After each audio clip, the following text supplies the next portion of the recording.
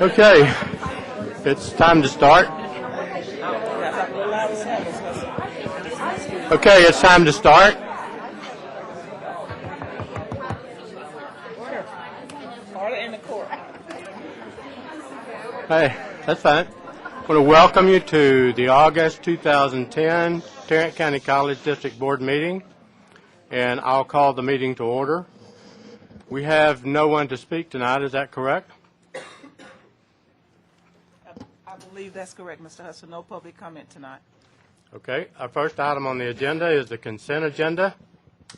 And by way of definition, the consent agenda is a list of items that we feel are non-controversial.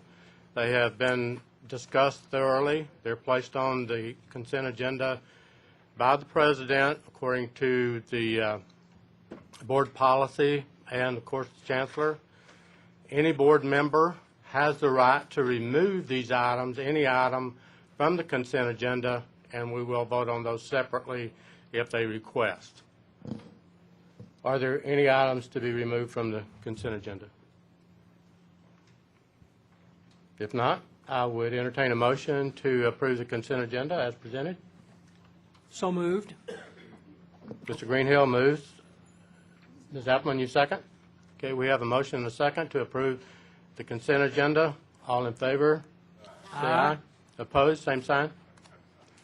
Okay. I believe I have been asked to ask for a vote by raising the hand. Is that correct? Is Reginald here? Reginald? Is that okay? That makes it easier for you guys in case you have a question on the minutes to recover that. So if in that same vein, I know it's out of order, but I was asked today how I was asked how I voted on a certain issue several years ago, and I said, well, I know I voted against it, and then I was asked, well, who else voted against it with you? And then I couldn't remember, and I don't actually think we record that, the A and nay votes. I think we record the number, but not the person's voting. And That is correct. that's a consideration. I was asked, why not? So I'm just asking, is that a consideration? Is that something we might do? to record the votes. By name, as to who votes for and who votes against? Bill, you want to respond? Let Bill respond to that? It has been our practice in recent years when the vote is not unanimous to record in the minutes who voted in the negative. Okay, Okay, good. thank you. Thank you. I think I skipped a part there, but I'm new, so you'll forgive me at least the first 2 months in a row, right? The vote was unanimous. The consent agenda has been approved. Okay, since there are no items to be removed from the consent agenda, the next item on the agenda is consideration and approval of the 2010-2011 operating budget. Before I turn my mic off and yield control to Irma, I would like to make a statement about the process that we have gone through, or they have gone through, in order to put this menu before the board. It's different this year than it has been in past years. Several comments from the KELT and from other departments about their involvement. It's been a bottom-up process, and I really appreciate the effort that all of you have put into this process of putting the board together, putting the budget together. Also, I understand that members of the faculty were included in that process, and I'm sure you'll hear that mentioned later. So I commend Irma and all of you for making this budget what it is through the process that you've made it. Irma. Thank you, Mr. Hudson, and good evening to all of you board members and to our employees and visitors and other guests in the audience. It is indeed a pleasure for me to go over the proposed budget again today. I have done this before for the full board, and my first inclination was to skip all of the storytelling and go straight to the numbers. And then I remembered that many people in the audience tonight were not here for the storytelling, And I thought it would be good for them to remember that this is not just a group of numbers. These numbers tell a story, and that story is that Tarrant County College District is here for the people of Tarrant County. That's the bottom line. And as you know, we have just recently completed our TCC Vision 2015, and out of that strategic plan, we came up with 3 goals, 19 or 20 strategies, and I have summarized those 3 goals and those strategies into a few words, and they are: Tarrant County College District is all about student access and success. And so I present this budget tonight to you with those words. This budget is based upon student access and success. And I do appreciate those words, Mr. Hudson, because our putting together the budget this time was really quite an integrated, correlated process that involved pretty much everybody at Tarrant County College. Everybody didn't get to come to this room and have a say directly, but I like to think that everybody had a say indirectly. But when it came time to decide how we were going to split the pie, and of course we always know that no matter how much money we have, it is never quite enough to do everything that everybody wants to do. The one thing that I want to especially applaud this team for is that we worked as a team. And even on the very last day, when we were about $2 million short of doing something that we all thought was very, very important, but we didn't have an additional $2 million to put in the budget, everybody went around the table and says, well, I can give up X number of dollars and I'll do something different. I'll do this or I'll do that. And at the end of the day, we ended up having what all of us collectively thought was the best budget. Have a special thank you to our wonderful faculty leaders, the JCC, the Joint Consultation Committee, who met with us every time we met, every day that we were here, they were here. And many times we were here all day, all day. We started out with breakfast, ended up with dinner, but they stayed with us through the end. And I am especially appreciative. So JCC members, would you please stand and let us thank you for all of the input that you gave us. Appreciate your hard work. And so now for our quick story. Go ahead. Just a snapshot of who we are, the 6th largest among Texas colleges and universities. Last semester, 45,354 students enrolled in associate degree and technical programs. And I will tell you quickly that last spring's enrollment was higher than last fall's enrollment, which was the first in the history of this institution. Generally, all over the country, the spring enrollment goes down somewhat from the previous fall enrollment, and we went up. That's just another sign of how fast we're growing. Next slide, please. And of course, you know, we have the 5 major campuses. The first one, South, 1967. Northeast came along right behind it in 68. Northwest in 1996, the only campus, community college campus built in the, what did I say, 1996? I didn't mean that. I'm sorry, 1976, the bicentennial campus of the United States of America. We hold that distinction. The Southeast campus came along in 1996. I was getting ahead of myself. And of course, the Trinity River last year, 2009. In addition to those 5 major campuses, we have the Alliance Opportunity Center, the Butler Learning Center, the TCC Opportunity Center, the Southeast Learning Center, and there are others. Now, all of these centers come under the continuing education part of Tarrant County College, along with workforce services, college and workforce readiness services. We have a very large and excellent, I might add, adult learning, education learning program that offers GED training, offers ESOL training, and we actually do a lot of transitioning from those learning centers to the regular campuses for credit. We give the GED exams on 2 of our campuses right now, I believe, and we're in the process of getting ready to do it on all 5.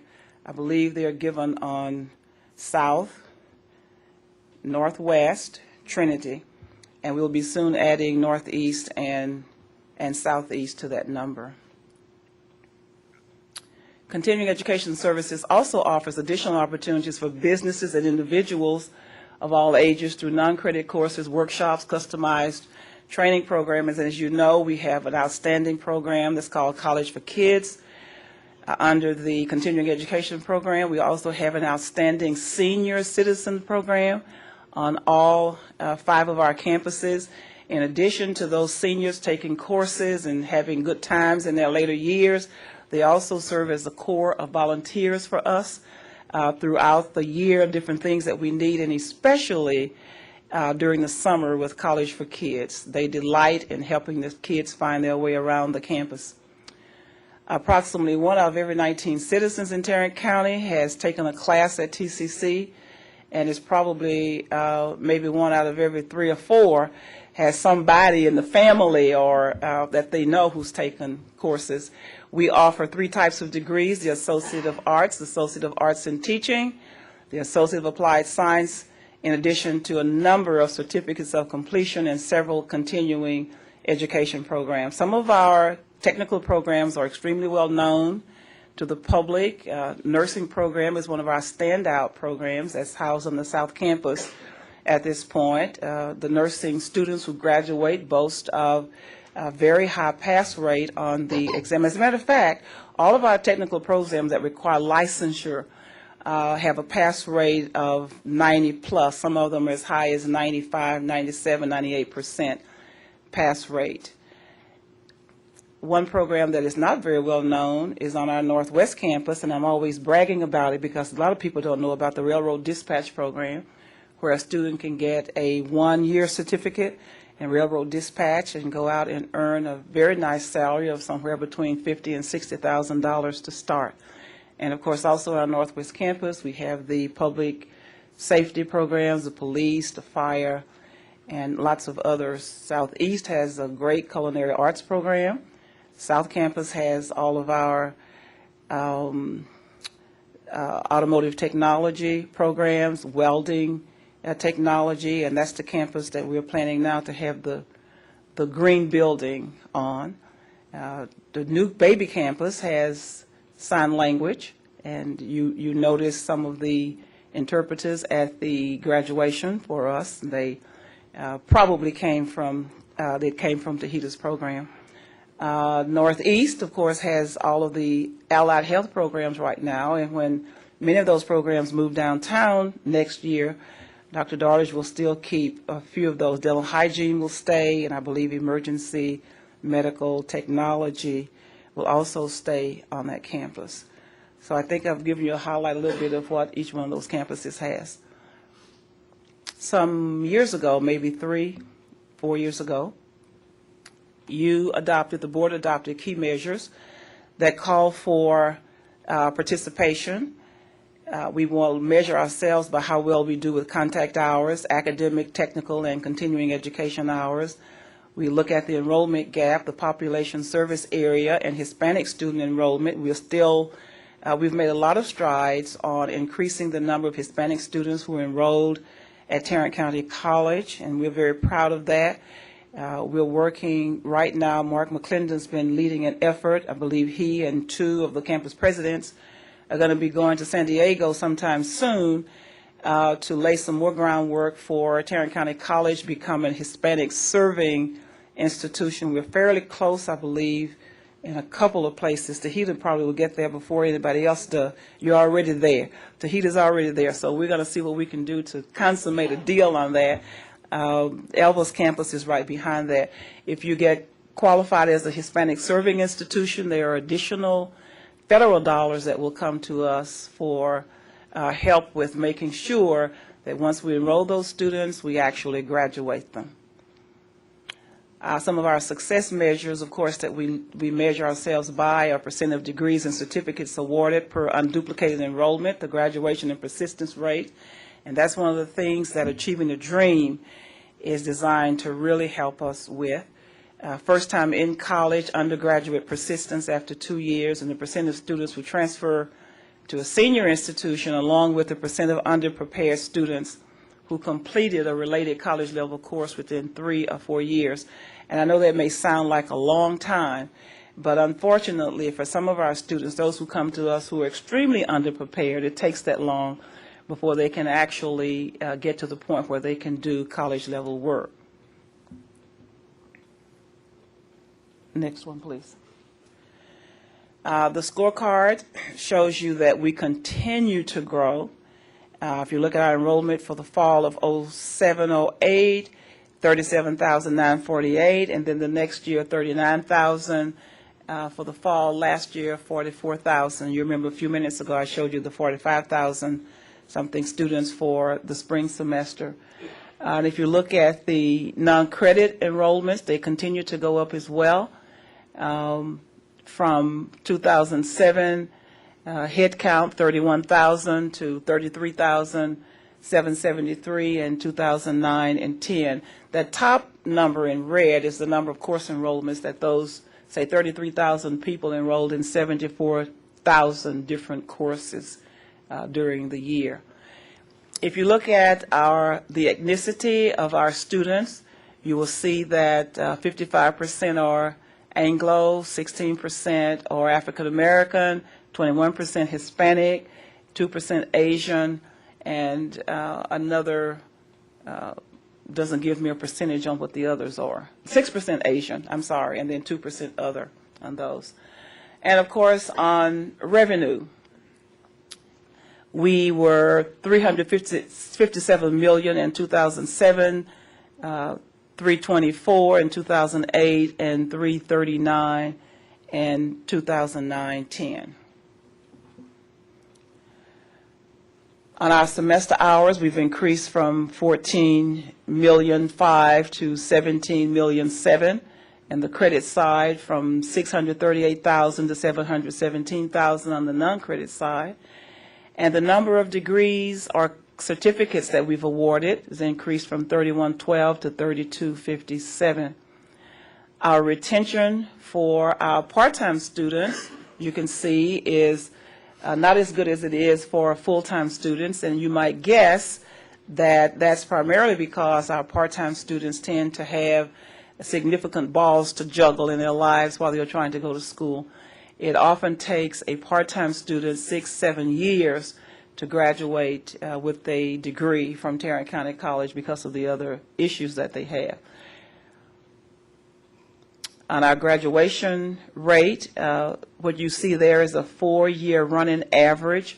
The number of students who graduate over a 4-year period averages 8%. Those that transfer out, 19%, and 20% for it's 19% for 09-10 and 20% on a 4-year running average. I don't see Dr. Linda Hines in the audience today. I think she's not here, but I believe on that 19% transfer out rate and the 20% transfer out rate, we do get reports from the universities that tell us how well our students do, and we can track at some point the number of those students who go to those institutions that actually graduate. So far, the vast majority of, as a matter of fact, the overwhelming majority of our students who transfer to 4-year institutions do just as well or better than those students who began their work at those universities, and that includes University of Texas at Austin, Texas A&M. So the students who come here do get an excellent education, and we're very proud of that. We have goals on closing the gaps. As you know, that's a statewide goal that we're trying to reach by 2015. And when we look at Tarrant County College and how we're doing with those measurements, our overall enrollment, we've increased it. And In closing the gaps, we were looking at increasing enrollment of Hispanic students and African American students, and we're greater than what our target area was for this point. For both Hispanic as well as African American. We're slightly less than our target for awarding associate degrees, and for African American degrees and certificates, slightly less, the same for Hispanics. For engineering and computer science, we're also a little bit less than target on awarding those degrees. In the Closing the Gaps proposals that were put to us by the state, not only were we challenged with increasing the enrollment of those two ethnic groups, but also getting them to enroll more in engineering, math, science. And as you see, we are slightly below target. Again, we're hoping that our new Achieving the Dream program is going to help us identify places where we can do better. Next. And I'm going to run through these very fast. I've already given you the groundwork for what we're doing with the various areas, and you'll see what some of the major program initiatives are. For the Vice Chancellor for Academic Affairs, it's improving student success in developmental education and providing support for Achieving the Dream. Achieving the Dream program is going to be shared. Dr. Joy Gates Black is the main leader of it. Dr. David Wells is co-leader with her. And there's no way that the student success part can operate without the academic affairs part, and there's no way the academic affairs part can operate without the student success part. So they're kind of tied at the hip there. We're also going to be looking at increasing scheduling efficiencies and expansion of alternative scheduling to address the new initiatives and enrollment growth. And we're going to have a lot of fun with that one. Those are just two of the main things we're going to be looking at. Next slide, please. Under there is faculty salaries, and you'll hear some more about that a little bit later. On the number of dollars that we spend on faculty salaries, it increased from $48 million to $60 million from 2007 to 2009 and 10. And Mr. Carter, when you and I were talking the other day, and you asked me about the full-time faculty, full-time temporary faculty, and I told you I wasn't sure how many we converted to full-time, and I said I think it was somewhere around 65 or 66, but it was 90. 90 of those 101 full-time temporary positions were converted to full-time permanent, plus we have another 6 full-time permanent positions in the budget for nursing faculty to prepare to move to our new facility. As you can see on our faculty profile, the educational attainment is excellent. We have 17 of our faculty members who have associate degrees. You're allowed to teach in a technical program with an associate degree and the requisite experience level. And even with that, with all the technical programs we only have 17 faculty members with associate degrees, another 28 with baccalaureate degrees, and then 465 with masters and 108 with doctorates. That tells you that the majority of our faculty who teach in technical programs also have master's degrees, which is also very good for us. Just a reminder of how pretty the South Campus is. And again, you can see what the workforce programs there, just a quick review of a few things that have been really successful on that campus: the Accelerated Summer Bridge program, the academic recovery programs, the Pathways and Voyages in Education, the TCC Visions Unlimited. That's our homeless program for homeless students. And as you know, we had one student who graduated out of that program this past May. Next one, please.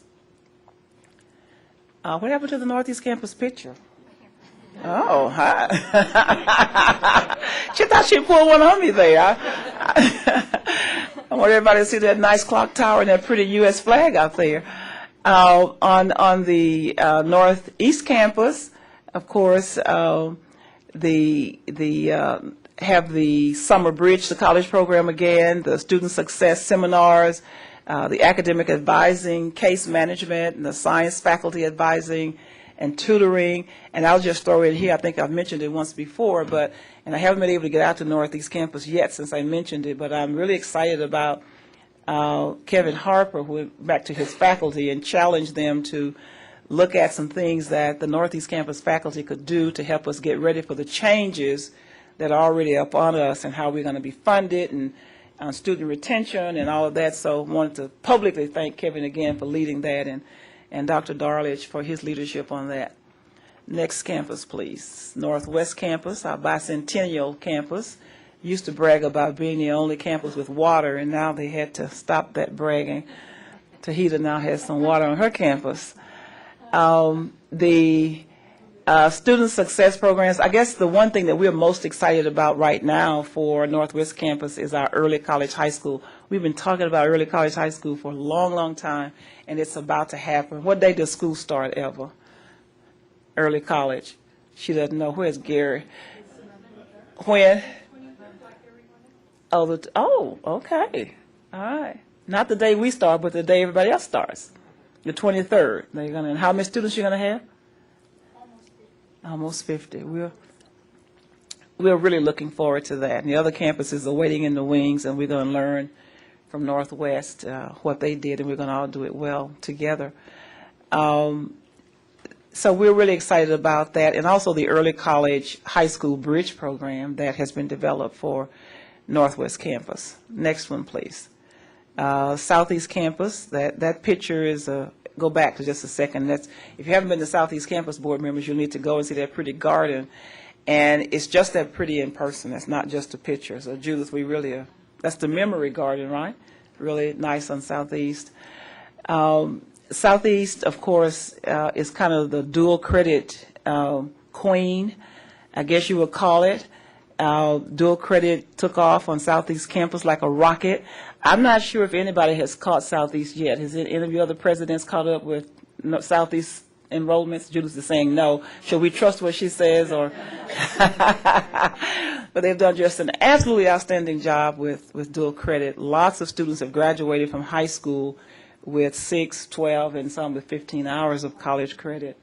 Some with 24. Oh, wow, that's great. They also have the another interesting project, Project First, the first robotics team. That was a grant. That is a grant program that is designed to help young people look at science and engineering technology. And there's a part of that grant that allows students to go off during a summer or fall or something and compete nationally with other students. So do a great job with that program. Next one, please.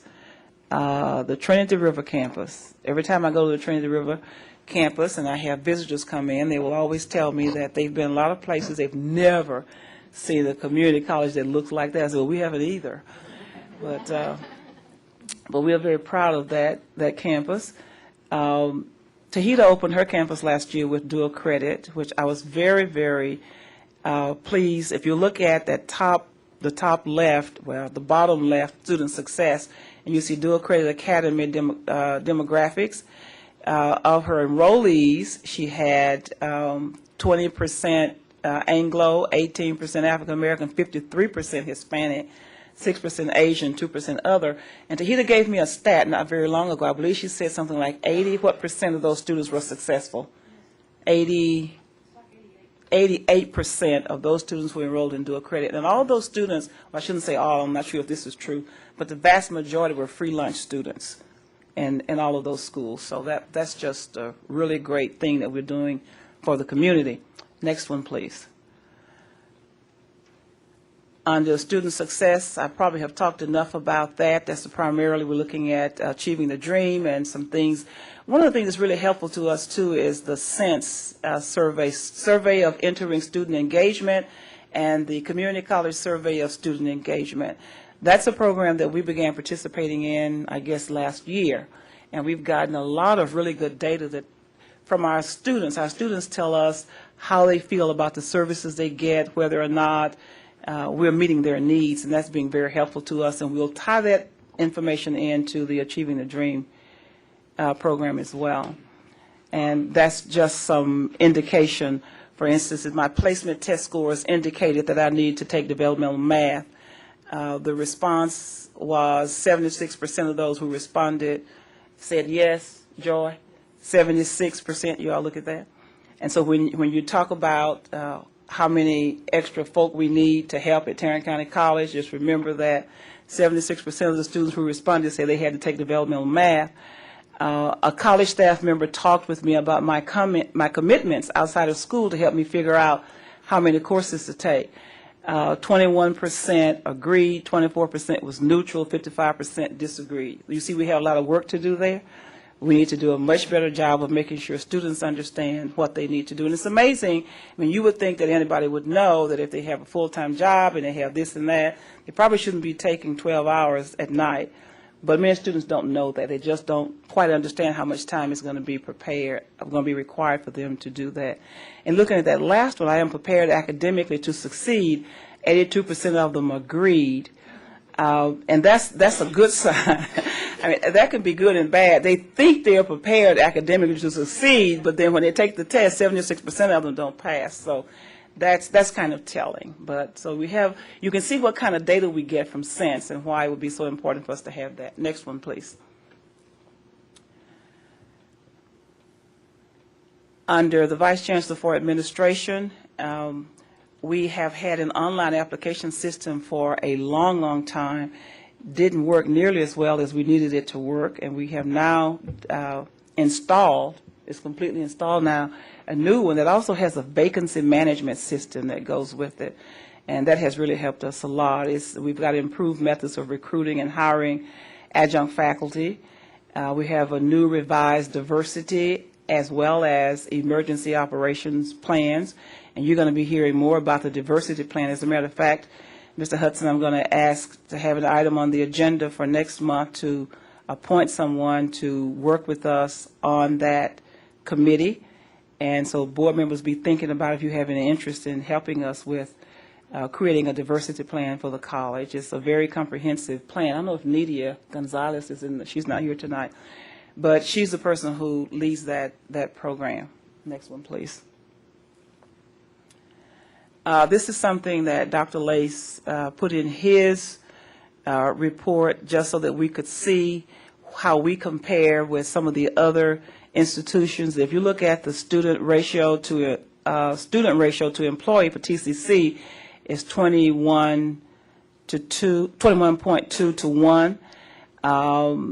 We are the highest, I believe. Yes, we are the highest. We have the highest student to employee ratio. So when I get to the budget and you see a place where there is a $9 million line item for employees, don't scream at me, please. Just know that we're really behind, and when it's time to help those students that you just saw in that survey, you have to have people to help them, and we keep growing and growing, and we have not added people to accommodate that growth, and so we end up with 21.2 students to each employee, and if you go to Houston, they've got 12.5 students to each employee, so we have lots of places there to look. Also go to the next to the third column from the right and look at the full-time, part-time executive, administrative, professional employees, and you'll see that Tarrant County College has 335. Look at Houston with 820, Lone Star with 1,076. El Paso is the only one that has fewer than we do. San Jack has 155, and Dallas has 720. We have 335. And the same thing is pretty much true across the board for all of our employee groups. The technical, instructional, and other support staff, we're at 970. Houston's at 1688. Lone Star 1716. El Paso 1158. El Paso is significantly smaller than we are, but they still have more technical, instructional, and other support staff than we do, and they also get better results with a lot of their special students than we get, and I think that's primarily because of the people they have hired to do those jobs. And of course, on our faculty, we've got 664, and I guess I add 190 plus 96. I add 96 to that 664, starting September 1st or August, whatever our date of start is. Okay, next slide, please. Just want you to see what those metrics look like so that you will understand when I ask for certain things that we're not just asking for things because we think it's nice. to have. We're asking for people and things because we know we must have those if we're going to fulfill our mission. For our Vice Chancellor for Information and Technical Services, we've invested millions of dollars in technology over the years. You see the last 3 years, our budget was $12 million for 07-08, $12 million for 08-09, $14 million for 9-10. Maria Shelton will tell you if she were here that we can count on adding 15% a year to our budget to do nothing except pay for licensure fees, because they keep going up about 15% a year. That does not take into account the additional things that we must do. If you look down at the bottom left, and you see the major technology initiatives, we have a disaster recovery site, which of course we must have. I believe that's site number 2. I think that's right. Nina, do you know if that's true or not? I believe that's site number 2 that we have. Learning management platform, the faculty as well as the distance learning people have been studying a different platform for about a year and a half. And finally, we have agreed to buy Blackboard, and that's going to be installed starting this fall. The word on the street is, John, that the faculty is going to be happy about this. That's right? Be very happy about it. I'm sorry? Ecstatic. Okay, ecstatic about that. And of course, we have money in her budget for a police radio system. As you know, we have all of these facilities around the county, and we have to have a way for everybody to talk with each other. In addition to that, we're also tied into all of the Tarrant County law enforcement agencies, and they operate on one accord, if you will. If there is an emergency, all of them can talk to each other. They talk the same language, and that money in the budget for that is to take care of all of those things. And of course, we have equipment for the Southeast Campus building, our new laboratory building on Southeast Campus. We have money in her budget for that, as well as money for the Trinity River East Campus. Next one, please.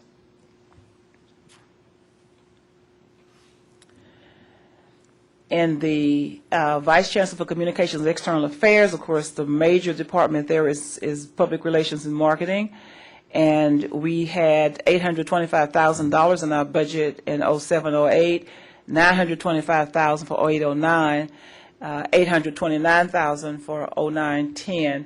We're looking at creating some new initiatives in our public relations and marketing, looking at our website content and development. We spent quite a bit of money updating our website about 2 years ago. Many of our employees and our general public tell us, however, that it's not quite as user-friendly as we need to have it. Ms. Vandergriff is smiling.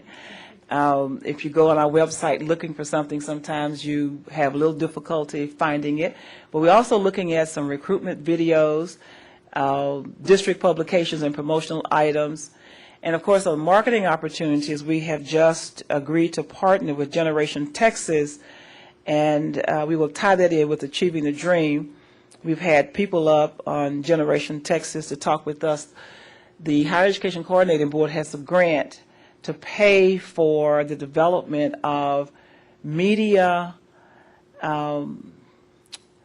items that will attract the attention of those difficult to attract students, to get them to understand that college really can be in their future.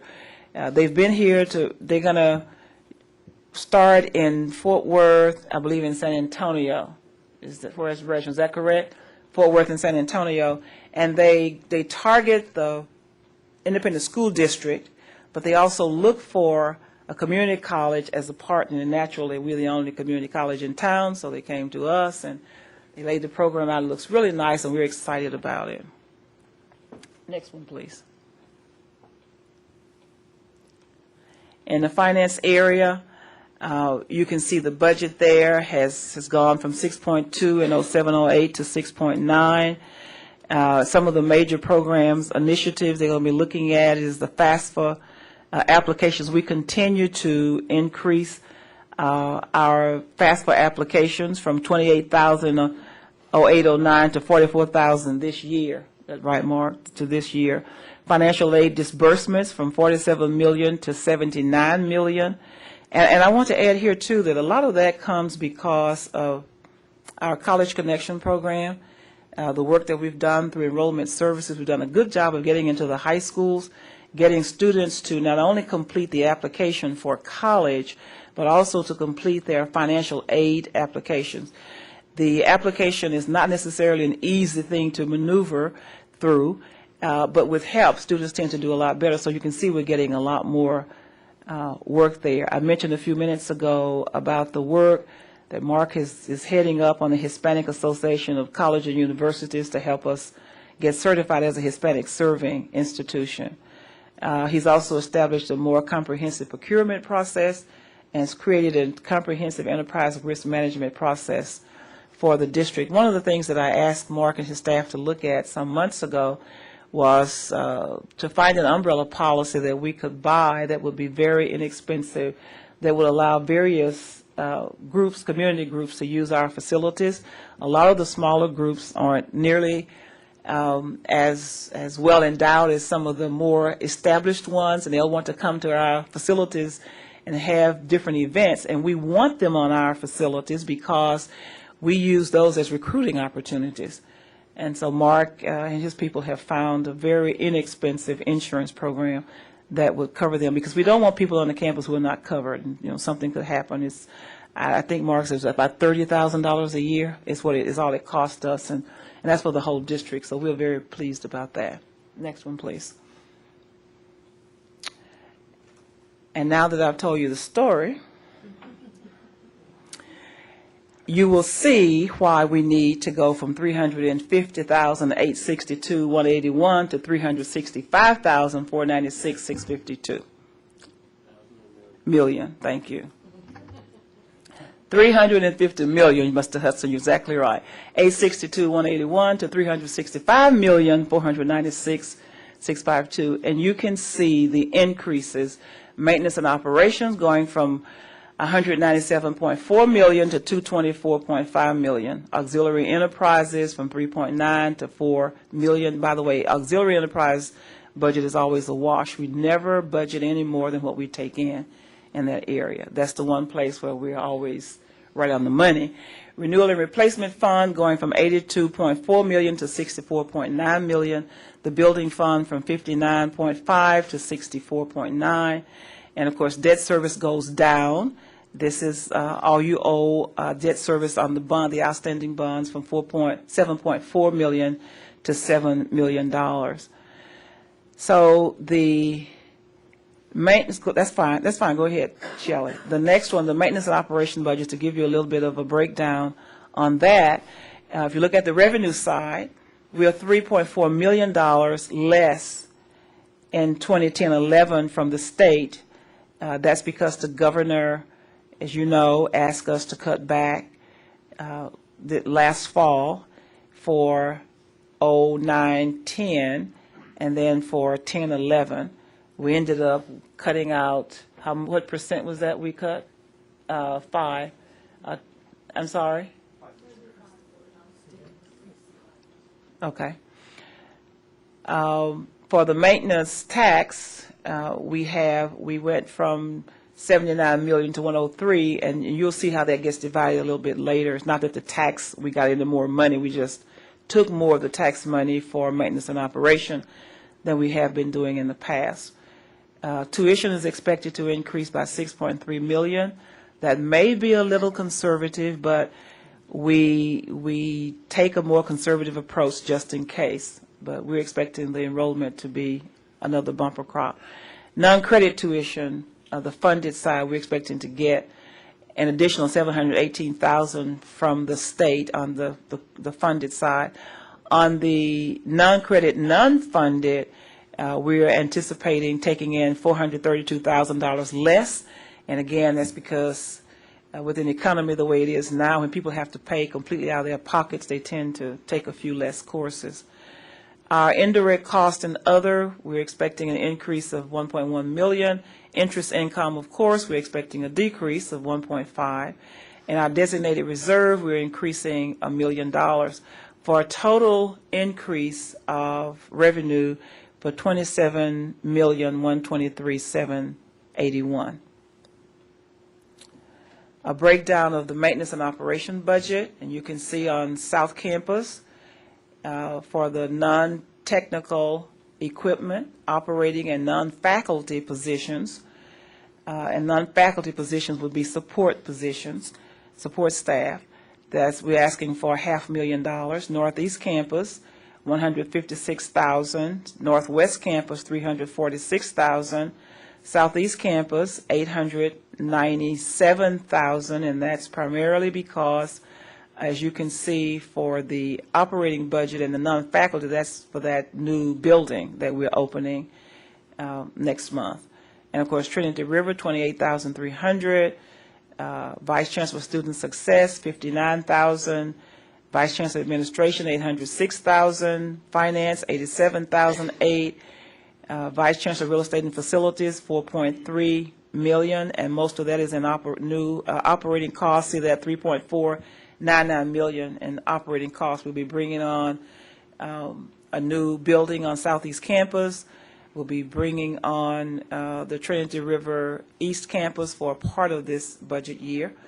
And then, of course, for Information Technology Services, $3.998. Vice Chancellor Academic Affairs, $737,000. Most of that's in operating. For the internal auditor, we put that person on last year, but no operating money to buy up supplies, equipment, a little bit of travel in there, so we put in, that's about $6,900. And in my office, $45,000, that really isn't for me, that's for the foundation. We're going to bring on another person to help with grants. There is more and more and more opportunity for us to apply for grants. We have a very, very small grant department compared to most institutions our size, and we probably should have been adding a couple or 3 positions there, but we've added 1, Jackie, so hopefully that'll get you out of the hole. So we're asking for a total of $15.4 million in the maintenance and operation budget. That's an increase. Next one, please. On the salary recommendations, on the non-faculty market adjustments, I talked with you at the workshop about the comprehensive report we did on salaries throughout Tarrant County College, except for faculty. That was support staff as well as administrative positions. All administrative positions were included except the members of the CALT. They were not included. And we're looking at equity adjustments for the faculty because of the way our salary schedules have been structured. In a number of cases, we have a lot of salary compression, and the faculty members at the lowest end of the salary schedule will get the highest increase on their salaries. Those at the highest end will get the lowest increase. And then all other employees who are not affected in that top number, the non-faculty market adjustment or the faculty equity adjustments, will get 2%. Most of the others will get 2%. So that's the total salary increase that we're requesting. Next one, please. Again, the expenditures summary of the maintenance and operation, that $27 million that I said a few minutes ago, you can see again where it goes. Non-technically technology equipment, well, operating, first of all, $9.1 million. Non-faculty personnel, $2.3 million.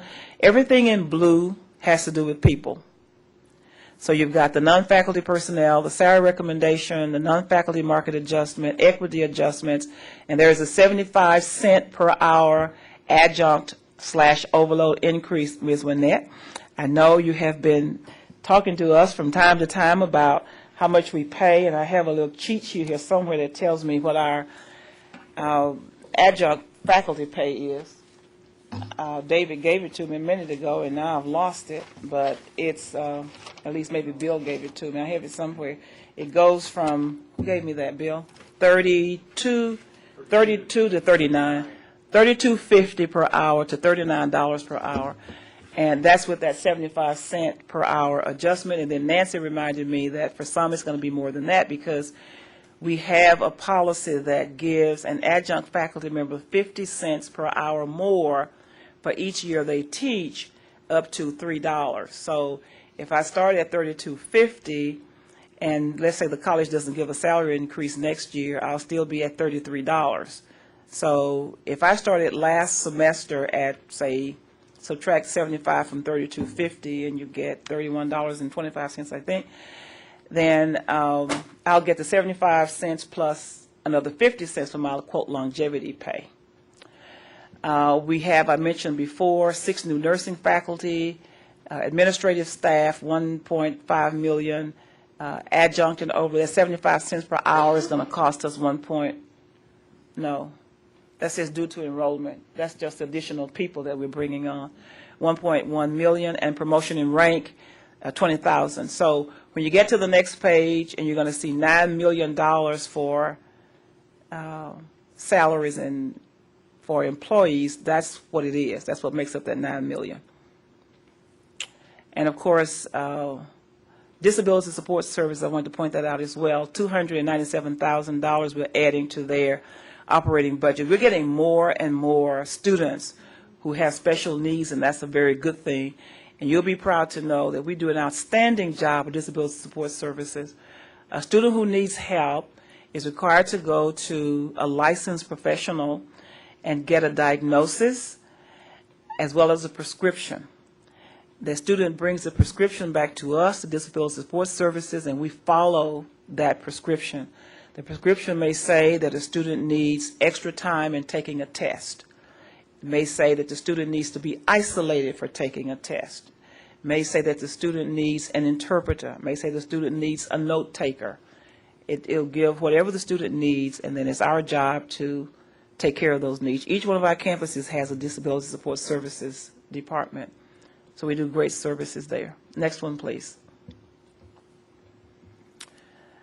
So the revenue for the maintenance and operation budget, the state appropriation, as you know, I said before, is down $3.4 million. So we're getting $49.9 million there. The maintenance tax, $103 million, and you'll see we increased again $23.3 million, taking, of course, a part of the tax that we had set aside for other things like renewal and replacements or building fund to put it in operation. Tuition, we're expecting $54.9 million, interest income $2.6, and that designated reserve again $13.9, for a total of $224,553,676. And somehow magically below that we found a way to spend every dollar of that.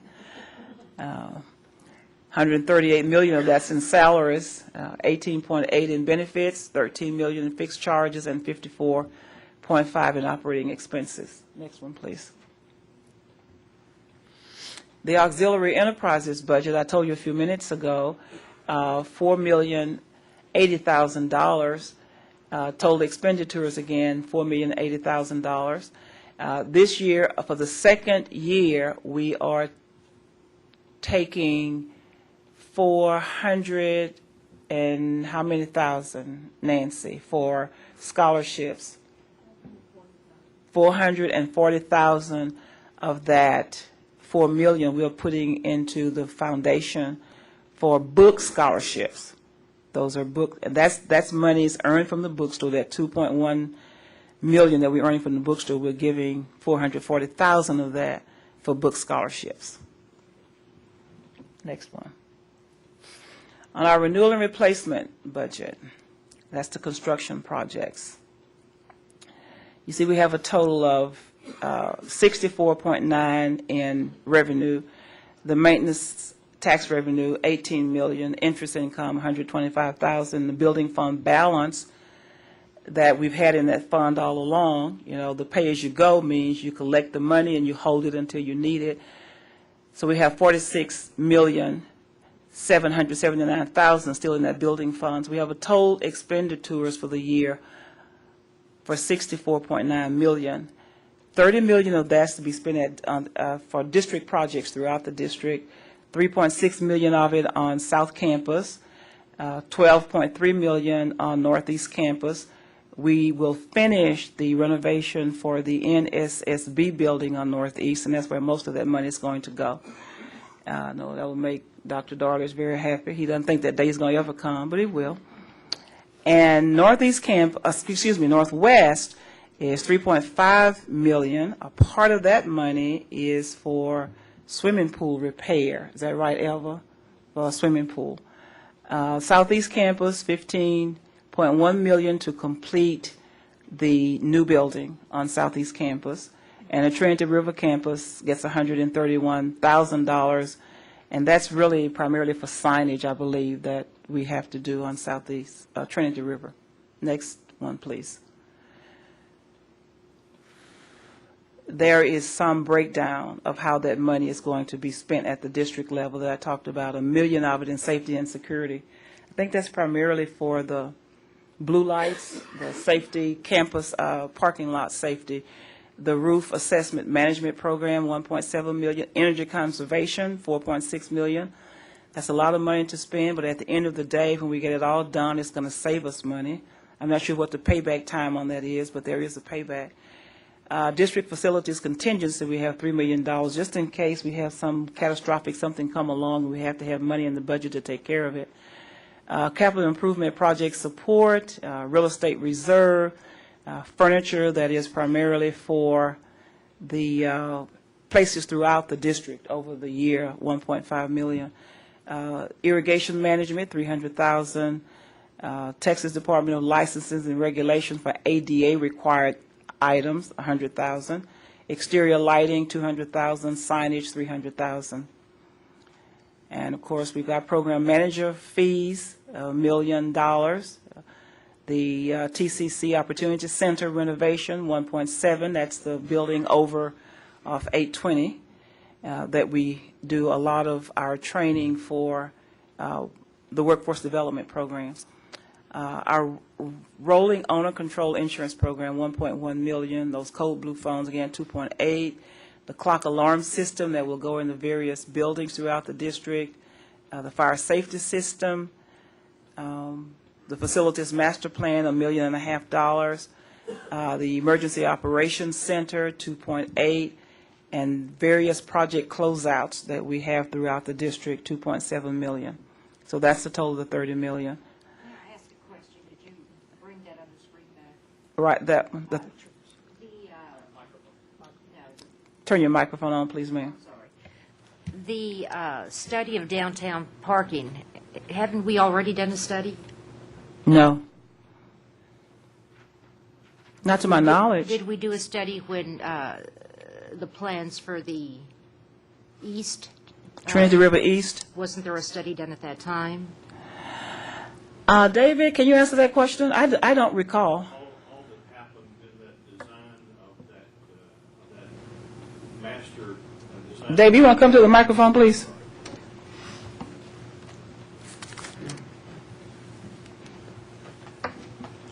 As a part of the overall design of the master plan for that campus, there were parking lots designed to be a part of the campus. But there was no study that was done that crossed all different parts of the downtown area. And if I understand correctly from Nina, what this one does is it looks now at the whole downtown area, including around this building as well. Right. Because we have to figure out how we're going to park 125% increase in enrollment at Trinity River campus. If that keeps going over a 3 or 4 year period of time, then we're going to run out of parking space in that parking garage really quickly. Well, I'm just surprised it hasn't been done before now, since we knew we were going to be moving into the downtown area. Okay, thank you, David. Thank you, Ms. Winnett. Next one, please, Shelley. This is the renewal and replacements budget. And you can see on South Campus that $3.6 million, the most of that is for the Energy Technology Center, that 2.6. But there's some exterior doors to be replaced and general renovation and repair, relocation of a running track. On Northeast, that 9.6, of course, is for that NBSS building, 1.8 for the cooling towers. They think they need air conditioning out there, I guess. Next one, please. Northwest, there's a swimming pool for 1.4. The Swift Water Rescue, 1.2.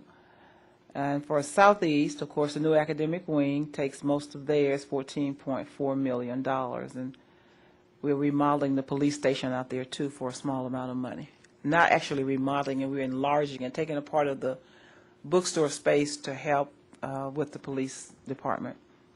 Trinity River campus, that Henderson Street parking, $131,000.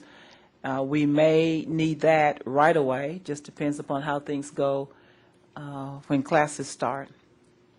But we do have the Henderson Street property available, and according to Nina Petty, we would need to fence and stripe, and that's what that $131,000 would do.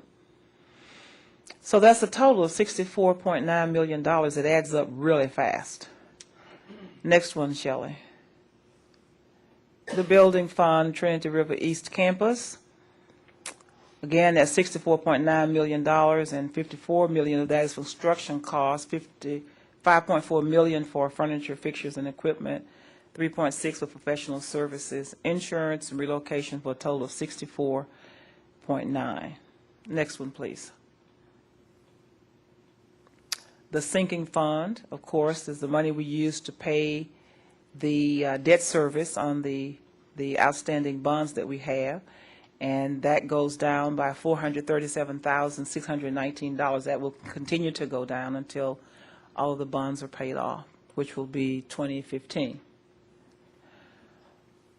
And now for the recommendations on the budget. The first one is to provide a market and equity adjustment for selected employees, a 2% across-the-board increase for other employees at a cost of $3.65 million, and that is likely to be less than that. As we go through between the time we finalize the budget and the time we get to maybe the end of the first semester, we've had lots of things happen in the district. People move, some even retire late, they do whatever, and so we almost never spend quite as much money, but you have to budget for it because you don't know what's going to happen. The next one recommendation is to increase the adjunct and full-time faculty overload rate by 75 cents per contact hour, an estimated cost of $342,618.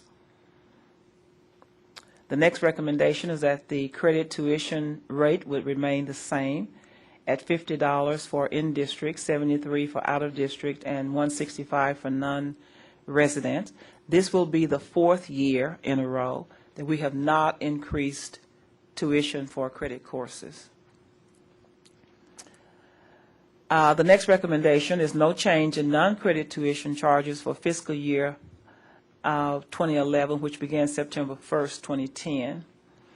Recommend that the board delegate to me the interim authority for establishing non-credit tuition and fees, including the establishing of zero tuition if local resources and state funding provide sufficient contributions to cover the cost of offering the course. And that's always a good thing for people, for citizens who can't afford to pay. If we have, say, some grant funds and we can get funding from the state that pays the full tuition cost, we can allow people to enroll in those courses for free. The next recommendation is to reduce the total tax rate for fiscal year 2010-11 to 0.13764. The maintenance and operation tax rate would remain the same at 0.13126. The debt service, of course, would decrease from 0.00641 to 0.00638 for a total new tax rate of 0.13764. Wanted to show you how TCC ranks with this tuition and with its tax rates. Mr. Hudson, you had asked a question maybe a year and a half ago about why does Dallas and Collin County, or how can Dallas and Collin County charge lower tuition rate, have a lower tax rate than we do? And of course, you got a report sometime last year, to give you some information. I just thought I'd bring back a few things to show you here. Our tax rate is lower than 15 colleges, equal to 1, and, I'm sorry, 15 colleges are lower, 33 are higher. I'm about to say that wrong. The tax rate, 33 colleges, and I'm talking about the community colleges now, have a higher tax rate than we do. 15 have a lower, and 1 has equal to ours. And that was tuition. How am I supposed to tell? Oh, it's on the left. Okay. Thank you. Thank you. That's tuition. On the tax rate, 18 colleges are lower than we are, but 31 are higher than we are. So we really do fit right in there with most of the other community colleges. Dallas or Collin County, supposedly, according to the information that we found, and they tout this, they have the highest tax values county. Why does that? The richest county in Texas in terms of real estate, the richest county in Texas. So when you look at their taxable values in Dallas and Collin, they get more tax dollars because their values are significantly higher than we do with a higher tax rate. But also, if you take out the tax dollars that we've been spending on buildings and renewal, our rate would have been somewhere around 0.08, compared with Dallas that is about 0.07, and Collin is, Bill has a cheat sheet, 8 cents. So if you take those out, we're pretty much right there with them with the tax rate, because they are paying for their capital improvements with either bonds or commercial paper. So when you really get down and compare apples to apples, we're pretty much right there in the same category with the others, the other big ones. Next one, Shelley. And now for some resolutions. And you have that before you.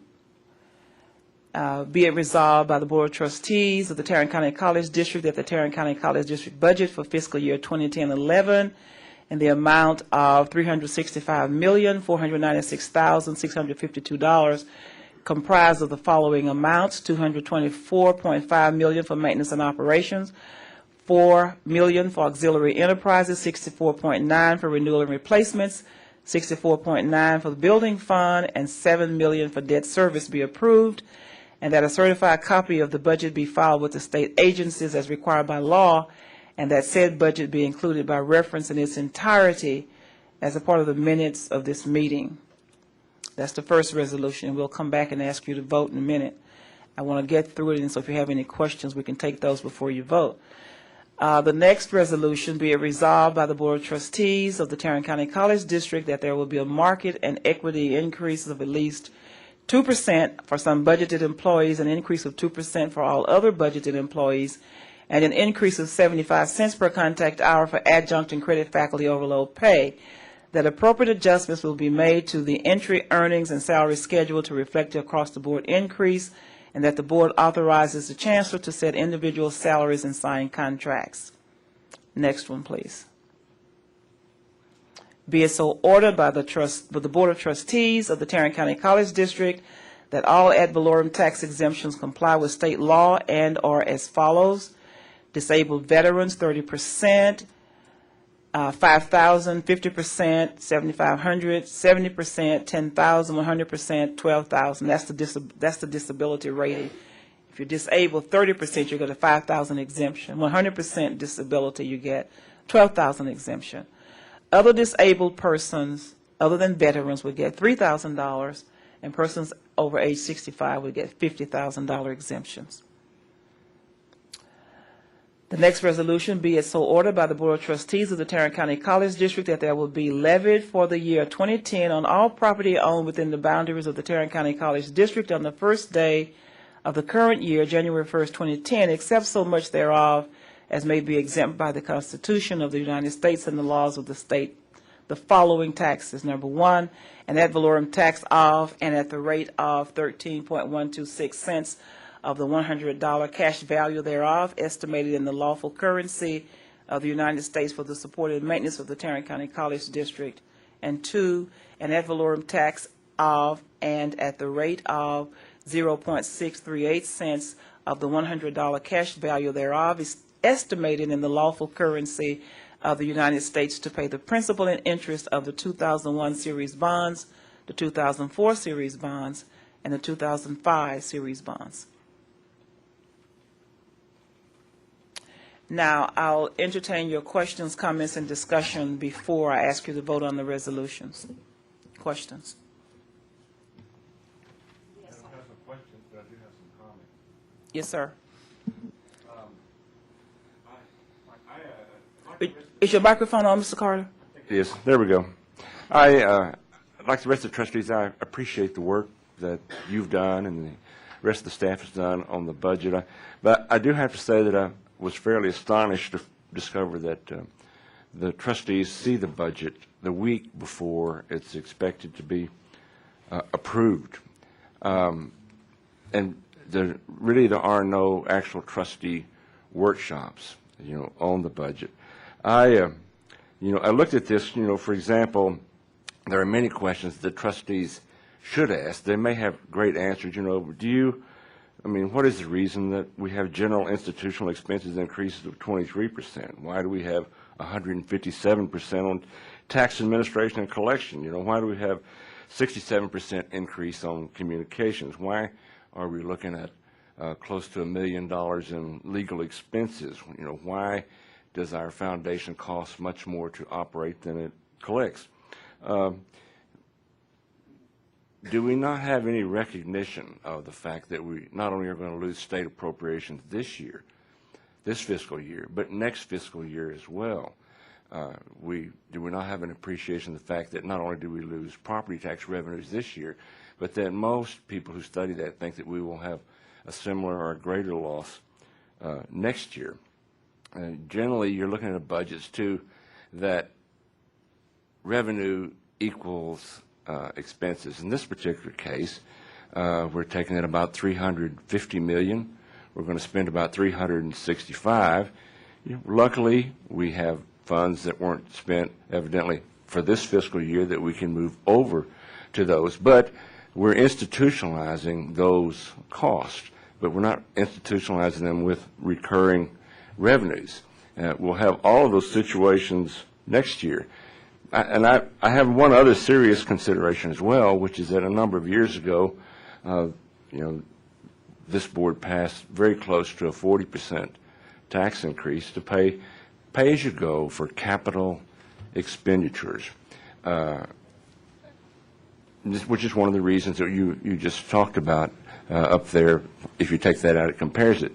But at this point, it looks like, based on this budget, that we're going to take about $27 million out of that and move that to operations.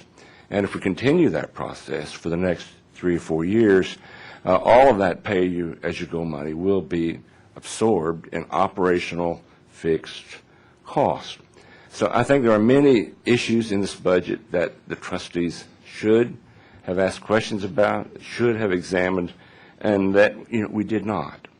And I think that in that case, too, I'm looking at some other community colleges.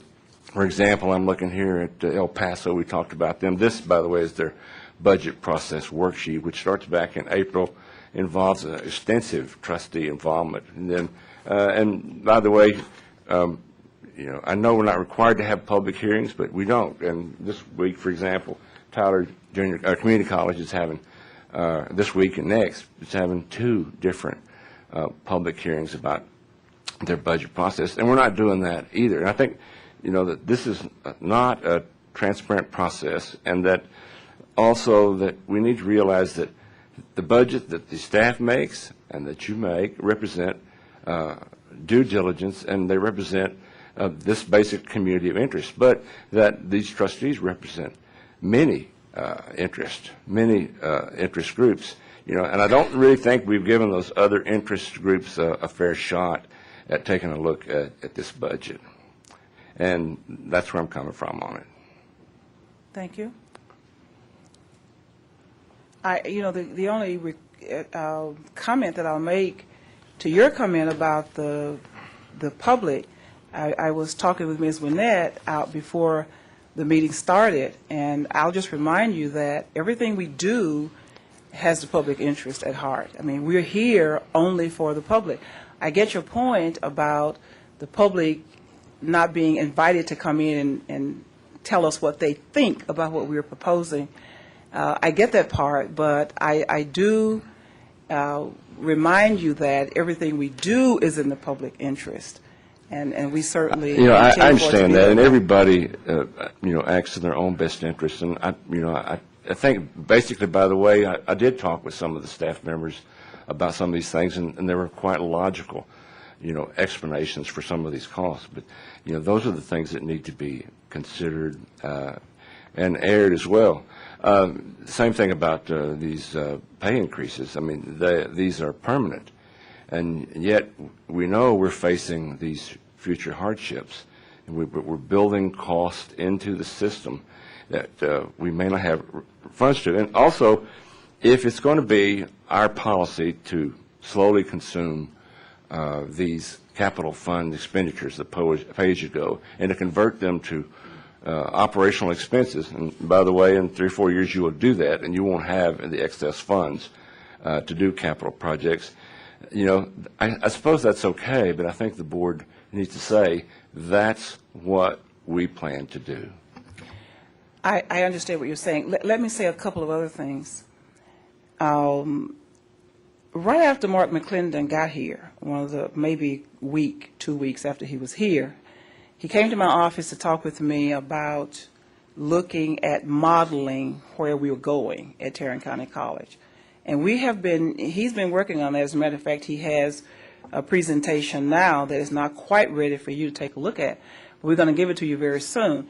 He's fast forwarded, if you will, to what we will look at next year, what we will look at the year before, what about the year after that and the year after that. We're looking at that, and we're not doing this blindly. We're not going into that. There'll be a day of reckoning. I pulled some facts off our website, our enrollment history, a couple of days ago, just to see. We've grown 26% at Tarrant County College between 2006 and last fall, 26%. The question that you're going to have to answer eventually is, how do you want to handle that? You will not handle it without money. You will not handle it without growing at some point. Now, when you and I were talking the other day about the authority to move money from, say, the building fund account or the replacement renewal account, when you were questioning that, I thought that I was right when saying that I had the right to do that under the vote that was taken by the board. But I went back to the minutes to review that, and yes, that authority is there. But given that, we either grow or we don't grow or we increase revenue someplace, but we're not going down this road blindly. As a matter of fact, probably, I don't know if we'll be ready in September with that report, Mark. It may be at the October board meeting. But we'll be ready to let you look at some of the modeling that we've done to show you what we plan to do so that we don't hit a brick wall with our finances. Finally, though, I will tell you that it is, and I understand your concern, when the tax rate was increased, the board said, as I recall in the minutes, that the money was there to do various things, to capital improvements, technology, equipment, various kinds of things. Mr. Demarest is on record in the minutes of saying that he would hope, even though he could not, he said, this board cannot bind future boards for what they will do, but I would hope that at some point when that money is no longer needed, it'll go back to the taxpayers. Well, Mr. Demarest, I don't think was counting on 26% growth either. But it's just something that the board will need to think about, but we'll give you things to look at, and it'll be your decisions as to how you want to manage the institution. The demand from the public is great, and it continues to be here. If we meet the demands, we'll be spending money to meet the demands. That's one of the reasons why I wanted you to see what some of the other institutions look like with their employee groups, because we don't have the same type of numbers that some of the others have. I understand your concerns. Mr. Hudson. I guess one more thing, which is that, I believe that the budget's very responsibly written. What I really am saying is that anything benefits from review, and I don't think this particular budget has been properly reviewed by the people who are charged with fiduciary responsibility, which is this group of trustees. I understand what Mr. Carter is saying, and I think part of the responsibility is with the board, because we should play a more proactive role in what goes on at the college. And we have some proposals that will hopefully, assuming the board agrees, create committees where we can ask these kind of questions. And in defense of the staff is doing this year what they did last year. It's what the board wanted. Mm-hmm. And we as a new board, we can make some changes and we can make some difference. And we can do committees, and we can request that study. We can do studies. A good example would be a question that I've gotten about is our salaries administrative versus faculty, and how do we stack up against other institutions? We could do that. The board could do that. We could do a committee, and we could actually do a study on that, and we could act in advance so that when they started preparing the budget, we give them some direction. I was pleased that Ms. Hadley asked us in the workshop where we stood on salary increases, because she wanted to hear from the board, and if we were not for salary increases, then she would pull them, and it was a valid question. But we can do other things like that from the committee perspective, and I hope we'll do that. And of course, I think that's a plus.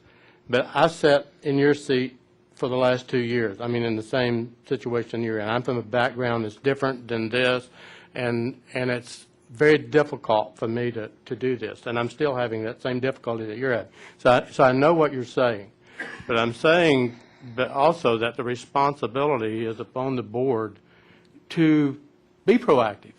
If we don't provide leadership and if we don't give them direction, then they're going to take the only direction they know, right? And that direction is what's happened in the past. So I think we owe it to the staff to do something to provide them direction. And I'll get off my soapbox. Thank you. I also had some concerns about the salary increase across the board. I do want to thank our Chancellor. She did an excellent job of putting the budget together. But I think that as far as across-the-board raise and this equity increase to bring things equal, the thing that concerns me, and my good friend Tom Demarest many years ago said to me, we shouldn't be proud because we can give a raise every year, because times are different. Economically, state funding continues to decrease. In Tarrant County, the unemployment rate is 8.6%. That compares to the national average of 9.5%. There are a lot of people who have lost their jobs, who would like nothing more than to be at work. And while I don't want to deny the raise, I think that we need to begin to look at how we provide raises. I know there are inflation raises. I think this is one where you kind of give an increase to meet the inflation rate. Nevertheless, none of those raises are based on employee performance. I would like to see us move in a different direction from this point forward, where raises are based on merit, employee performance, and that everybody in the faculty, staff in the college is evaluated based on the work, the job title, and if we're getting the money, are we getting our bang for our buck? Again, things have changed. People are struggling. It is the taxpayer that funds the college. And to say to our taxpayers out there, well, we're going to get another raise, I mean, I personally think, and it may not happen, that is a slap in the face to them. I've debated whether I would vote for this, and chances are that I will this time. But I want to give you a challenge to everyone with Tarrant County College that you can say, I'm not going to accept it. Let's set it aside. Because there are people who are struggling here in Tarrant County. And we have to do something. They would love nothing more than to have a job. So the other thing is, if we're going to invest top dollar, then we need to do that with our teaching faculty. They are on the forefront. They make the difference in the work they do with their students, and we have to provide them with the incentive and the ability to get the best teachers we can on campus. They say that the strength of a campus is based on its teaching faculty. Well, if that is the case, then we need to make sure that we get the top teachers, and we're able to compensate them for the jobs well done based on performance. Thank you. Thank you, Ms. Winnett. I will tell you, too, in response to your concern about the faculty, I certainly share that, and I brought some data here to share with you in case that came up. Tarrant County College right now is number 4 in the state. Austin Community College is number 1. McLennan Community College, small McLennan, is number 2. They have a very small faculty of 185 people. And Dallas is number 3, Tarrant is number 4. And there is the difference between number 1 and on the average salary between number 1 and number 4 is about $4,700. This increase would allow our faculty, one of the other reasons why I recommended the salary increase and those equity adjustments is because this does give us an opportunity to help catch up a little bit. We did that same thing last year. We were behind, we were more behind last year, so this gives us, if you really are concerned about that, then you would vote for the salary increase because it helps to get us where we need to be. Now, you speak only of faculty, and I hear what you're saying there. Your thought is that you give the increase to the faculty only. I'm not sure the faculty would support that. Certainly the faculty is at the heart of the institution, but they will tell you in a quick minute that they can't do what they need to do without the support staff. And, Absolutely. And so, right. They feel very strongly that the support staff people around them are really important to them. Right. And Tarrant County College has, over its history, had a philosophy of treating all employees the same.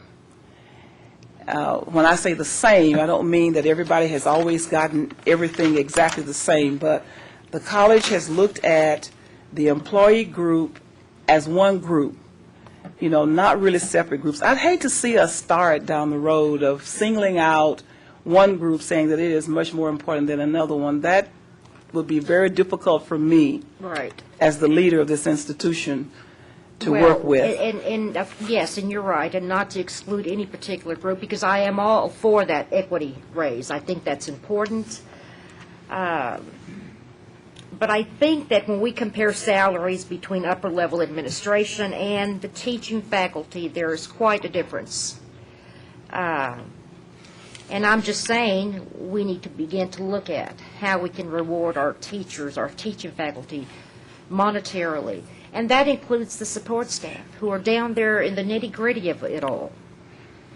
And I would like to look at the way we're doing raises. Merit raises, I think, are good. I think evaluations are excellent for every employee. And we do conduct evaluations for every employee. All faculty, all administrators, all support staff, every Good. year. Because I have seen some of those evaluation documents. 2 years ago, totally worthless evaluation. I mean, I still have my copies. It said nothing, it was a joke. So we need to begin to look at our evaluation process and make sure it's a good quality that's going to begin to look at all the aspects of an employee's job title and how well he's accomplishing the goals that are set out before him. But I think it's important for this college to have the top, everybody, top staff of, that we can have. But I think we need to know that we are getting what we're paying for. Well, I don't think the faculty will quite agree that their evaluation is a joke, but I can tell you that, and I don't think the others would think that it's a joke. I can tell you that we're in the process right now of revising all evaluations. A part of the comprehensive study that we did on the, what's it called, Ricardo? Classification compensation study. A part of that includes a new evaluation instrument for support staff, administrative staff. The faculty is also working. Dr. Wells told me just today. We are mandated by the state, by the way, to have a faculty evaluation instrument online so that our students can evaluate, can go online and evaluate, and we'll change the process of the way it's done. And as a result of that, the instrument is being revised as we speak. Good. But and then finally, I will tell you that I have all kind of cheat sheets tonight. Right. When I look at the big 8, 9 community colleges in Texas, we're always comparing ourselves to them. Alamo Community College is doing a 2% increase. Austin Community College, the highest paid faculty, is not doing an increase, but they are giving benefit stipend ranging from $50 to $185 because the insurance benefit payment for employees is going to increase. That's another reason why we're proposing this increase. Collin County District, 3%. El Paso, 2%. Houston, 2%. Lone Star's interesting. They're giving 2% provided they reach their stretch goal. They call it stretch goal of enrollment. If they get at least 6% enrollment increase this fall, then January 1st of 11, they'll get a 2% increase. And I laughed when I saw that, and I said, well, that's an interesting political ploy. You know they're going to do 6%. Everybody's going to do 6%. Community colleges all over the state are going to do 6+. But anyway, I guess that was their way of dealing with their politics. San Jacinto is doing 3%. South Texas College is doing 3%. We have proposed 2%. And, of course, Dallas is the only one on here that's doing no pay increase at this point. All the rest of them are. And that's another, excuse me. So if you really want to, if you're concerned about faculty and keeping up, see what they're doing? Yes, and okay. That has been the criteria we have always used, comparing ourselves with the top, 4 community colleges. Well, with the ones that are more like us. Right, absolutely. And that has been fine, but we are in different times. Economically, recession, we have to begin to look at how we will meet our needs in the future. And I think that's what we really need to look at. So that is my concern. A lot of people would be happy just to have a job. And y'all deserve a raise, by the way. But Thank you, Ms. Winnett. Mr. Chairman, I want to concur with Trustee Carter and the President in regard to what I think they're thinking about. And Madam Chancellor, we're not trying to put you on the defensive here. It's just we're struggling with a way for some of us to become more proactive in how, not to micromanage, but to exercise our fiduciary obligations. For example, I looked at the budget. One of the things we're approving is the investment portfolio, and it says that the investment portfolio, we have delegated our fiduciary obligations to the CFO, but the fiduciary obligation remains with us. Well, to me as a lawyer, I can't exercise that without knowing what that investment portfolio is and how it operates, and not just to have some general knowledge to know that we're on the right track. So we're not trying to put you on. I think what some of the trustees are saying is that we're going to try to reorganize ourselves to help you to bounce ideas off of you. Nina Petty, pay-as-you-go is controversial. As you say, we're going to be maybe using more of our building fund to go into our operations fund, and at some point, we are now debt-free as far as the financial advisor is concerned, and with 3% money out there, with a AAA, bond, sin is not a debt. I mean, but that's a controversial issue, and at some point we may want to have but that's something you need to study, and you need a little committee to kind of analyze different ideas. And so, as I say, it's not we're not trying to put the staff or you on the defense. It's a wonderful budget, but the message is that we're going to be, some of us are going to be looking more carefully at the operations, not to micromanage, but to exercise our fiduciary obligations. Absolutely, and that's welcomed. Sure. Any other questions or comments?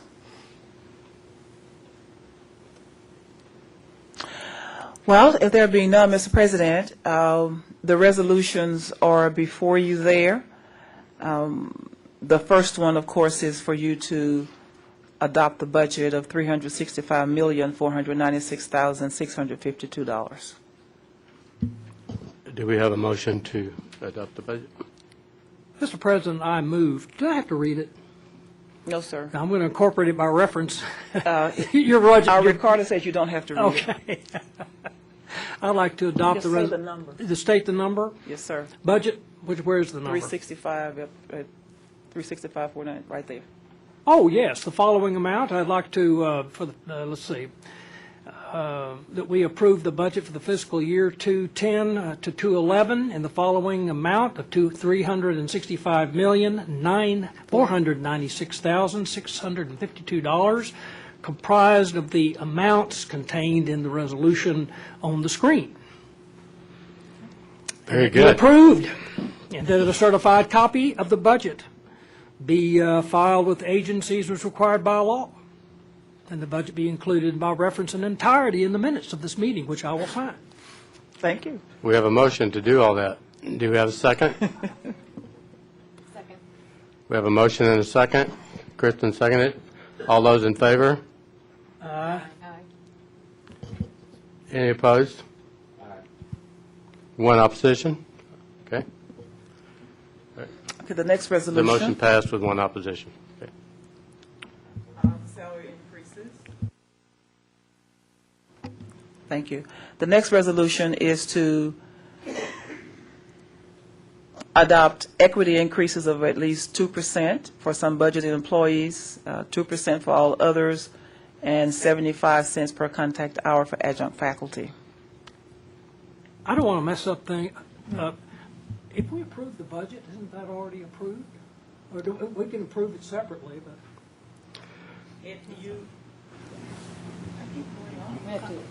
I have no objection doing it, but if it's I think you and I are. I believe, once you're right, once this is just something that we've done to make sure that everybody fully understands that the salary increases were intended. okay. That's what that's for. Okay, do I have a motion to increase the salaries? Yes, ma'am. So move. Okay, we have a motion. Do we have a second? Second? We have a motion and a second. All those in favor?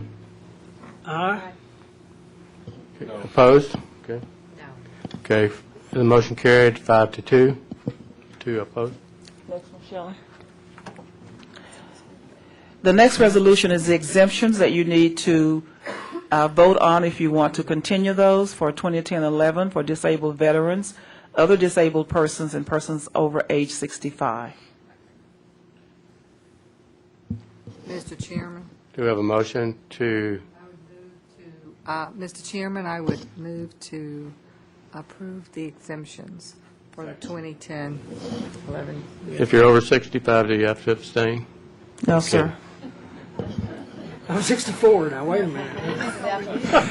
We have a motion and second to approve the exemption. You can if All you those in want, you don't favor? have to. Aye. Opposed? No opposition? Motion carried. I'm sorry? I abstain. I think, You don't Okay, we need have to one abstain. abstention. You don't have to. You can if you want, but you don't have to. You're abstaining, okay. If you're going to, Joe, you get that? if you're going One to abstention. abstain, then I have to declare my age. I voted for myself. we won't send you to trustee, Jack. Next one, Shelley.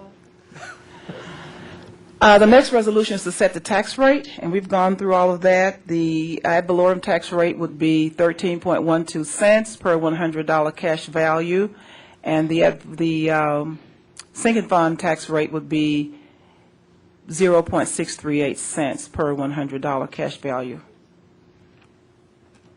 Okay, do we have a motion adopting the new tax rate? So Okay, Robin Winnett, do we have a second? Second. Louise, second. We have a motion and a second to establish the tax rate. All in favor? Aye. Opposed? One opposition. Okay. Okay, Motion that's carried it. with one opposition. Thank you very much, board members. Really appreciate it. Staff, let's thank our board.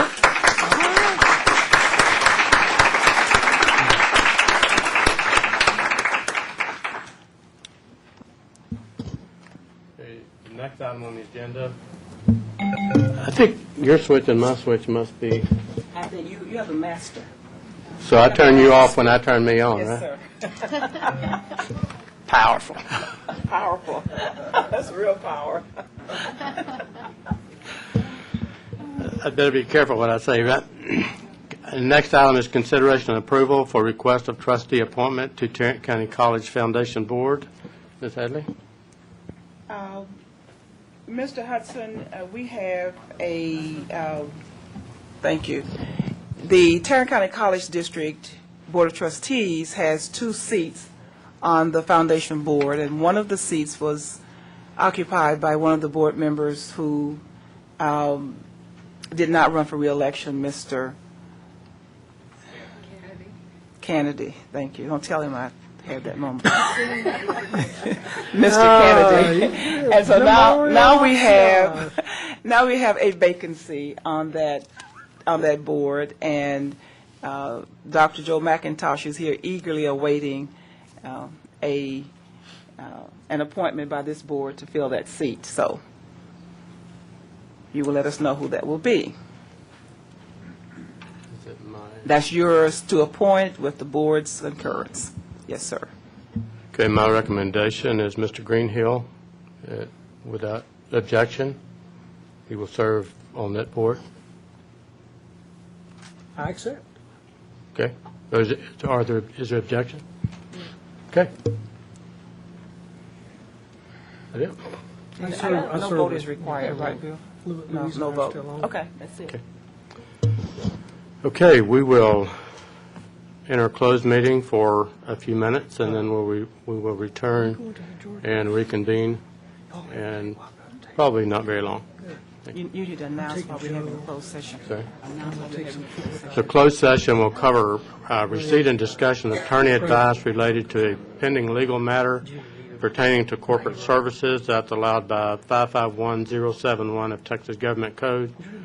Item number 2 will be receipt and discussion of attorney advice related to revisions of the Policy and Regulations Manual, BCA Local, BCB Local, and BD Local, Section 551.071, Texas Government Code covers that. Well done. Item number 3 is discussion of personnel matters related to corporate services. Section 551.074 of Texas Government Code covers that. Thank you.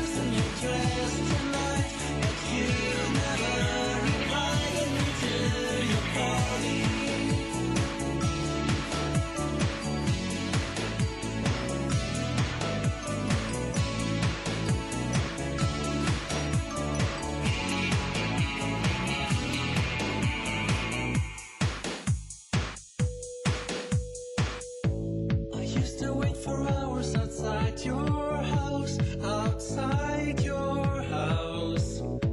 'Cause you are always late to see me, and I would wait for you forever. Until he's beginning to fall, until something begins to fall. Why don't you take your time until you change your mind? It's not just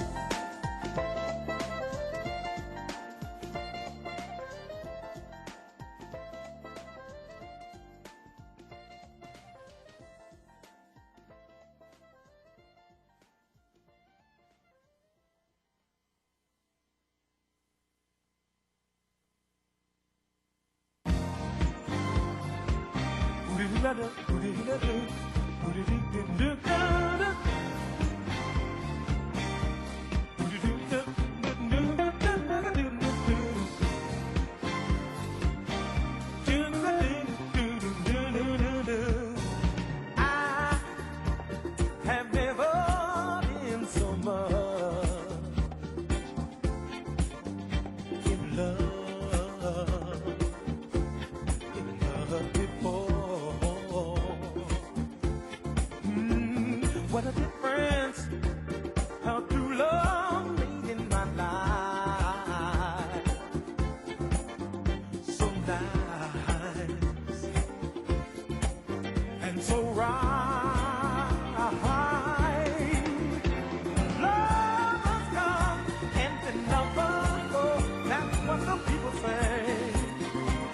They know that I am when you love me and hold me and say you care. What we had is much more than they can see. And what we had is much more than they can see. Yeah. Baby, what we have is much more than they can see. Oh, baby, whoa.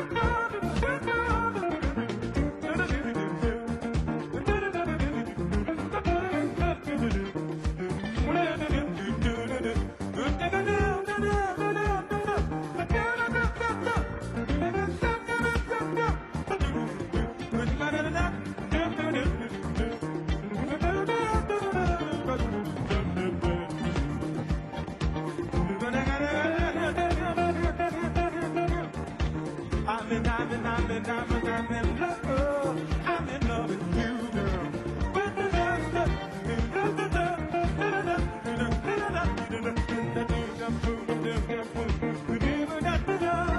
I said love, I never knew that a touch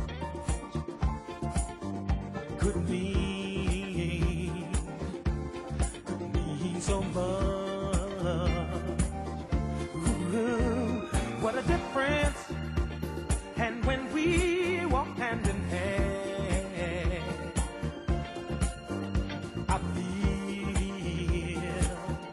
I feel so real. Love will come and then love will go. That's what the people say. Don't they know?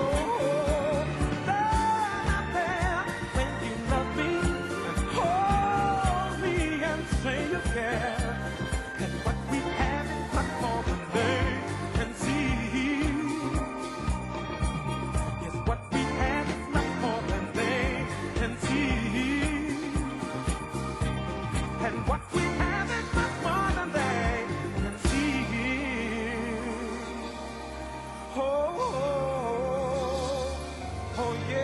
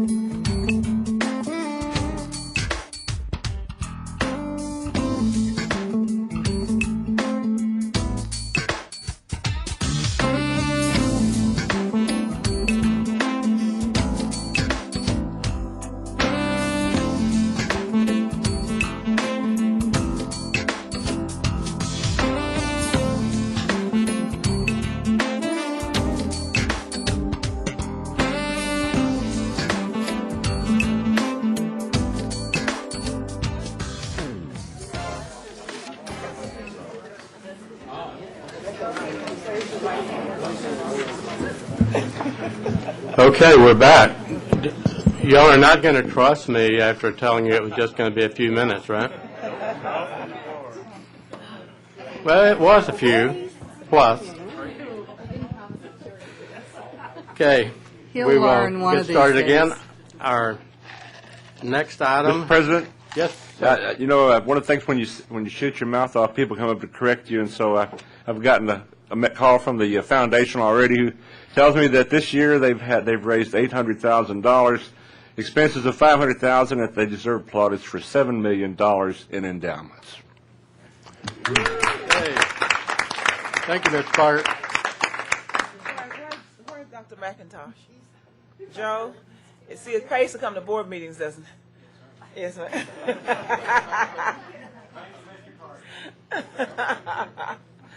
Mr. Carter, that was one of the things that I needed to correct, but I forgot it. There were so many things coming my way until I forgot that one. So thank you, Joe, for cleaning it out. Okay.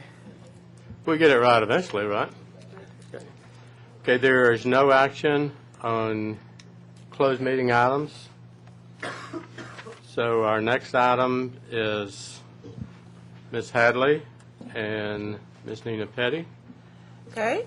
Thank you, Mr. President. I will call for Nina Petty to come and give you a quick report on 2 items, just for your information.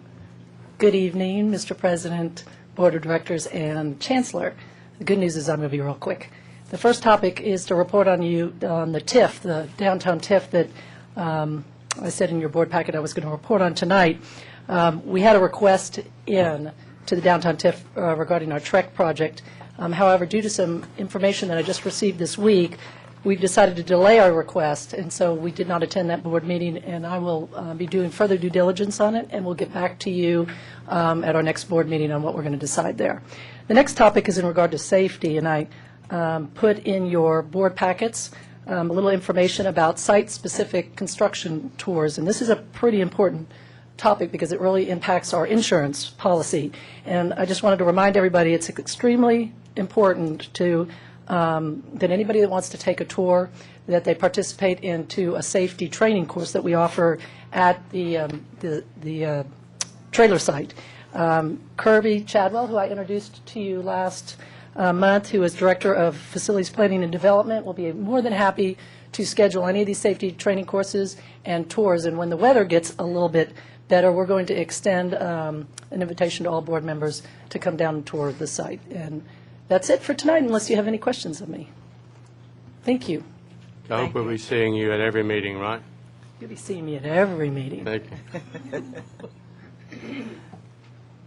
Thank you, Nina. The next item is consideration and action on deletion and a revision of policy and regulation manual. Mr. Chairman, Yes, sir. I'd like to make a motion. I'd like to make a motion to suspend the rules relating to the order of business for the limited purpose of discussing agenda item 12 with item 11. Bring them together. Thank you, sir. We have a motion to suspend the rules and discuss item 12 as a subset of item 11. Do you have a second? Second. We have a motion and a second to suspend the rules and discuss item 12 as a subset of item 11. All those in favor? Aye. Opposed? Okay. Before we get started, I will let you know what the proposed changes are, but I'll precede that by letting you know that we cannot take action on this item tonight because as part of the board policy, there's a notification requirement. We need to let each board member know in writing within 7 days prior to the meeting before we make any policy change. But I did want us to discuss the proposal and get some ideas on whether we need to do this, kind of how we need to handle it. The proposal is to elect officers on an annual basis rather than on a 2-year basis. Also, to change the rules of order. Our policy now says that we will abide by Robert's Rules of Order, but we actually follow a revised version of Robert's Rules of Order, which mostly revised Robert's Rules of Order for small boards, the small board provision, except that we require a second on motion. And I feel uncomfortable with conducting a meeting where I know that I'm not conducting it according to policy, so it's just for clarification purposes. Also, we have a prohibition against committees in our board policy, and the proposal that I have is to remove that prohibition and establish 2 committees. One of them would be an executive committee, which would consist of the president, the vice president, and the secretary, and also to establish a standing committee, an audit/finance committee that we will discuss later. And the fourth proposal is to allow the executive committee, instead of the president, to call a special meeting. Currently, the board policy says that the president can call a special board meeting kind of at will. I've been a little uncomfortable with that, and I thought it would be good to have a second opinion or a third opinion in order to do that. So we're open the floor for discussion. Mr. President, I made a list of what your proposals are. I don't have any real strong feelings about each year in the corporate world. The officers are elected on an annual basis. 2 years is kind of long, but if that's been the tradition of this board, I don't have any strong feelings about that. But traditionally, in the corporate world that I'm used to, each year is probably the norm. Robert's Rules of Order obviously are not an issue.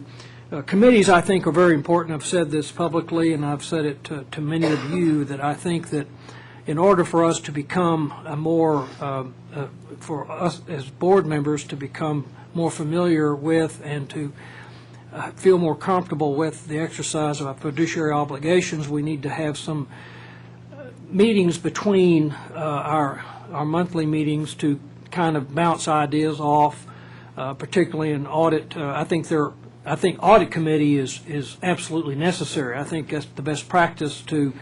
There are certain things that audit committees do that all corporations need to, all business entities need to have in order to ensure the financial integrity of the institution.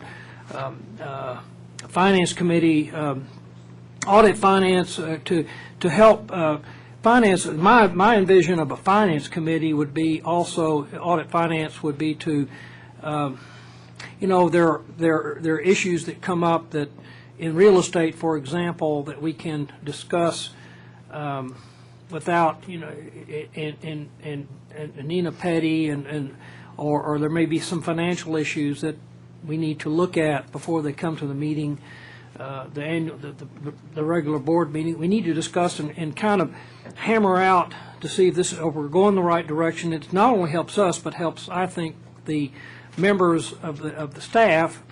Are we going in the right direction here? For example, the budget. I mean, gosh, I guess the finance committee could be in charge of a periodic review of where's the budget going. Future planning. I mean, pay as you go, Carter. Okay, is a controversial subject. Have our financial advisors come in and tell us what are the economics of pay as you go. I quite frankly, that's what I've been saying in when I was out there in the public.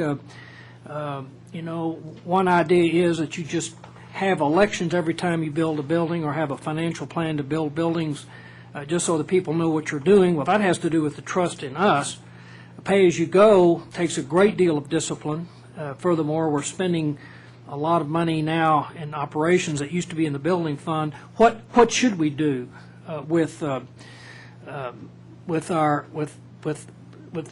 how should we pay for building new buildings? Bonds are sin. Debt is not a sin. We don't want to be completely swimming in debt. Financially, according to our financial advisors, we are debt free. I mean, we have we'll be debt-free in, what, 2 or 3 years, 4 years? 2015. And the issue to me is this something we need to discuss in a kind of a group level and make recommendations to gather some facts to bring to the board without having to meet as a full-blown board?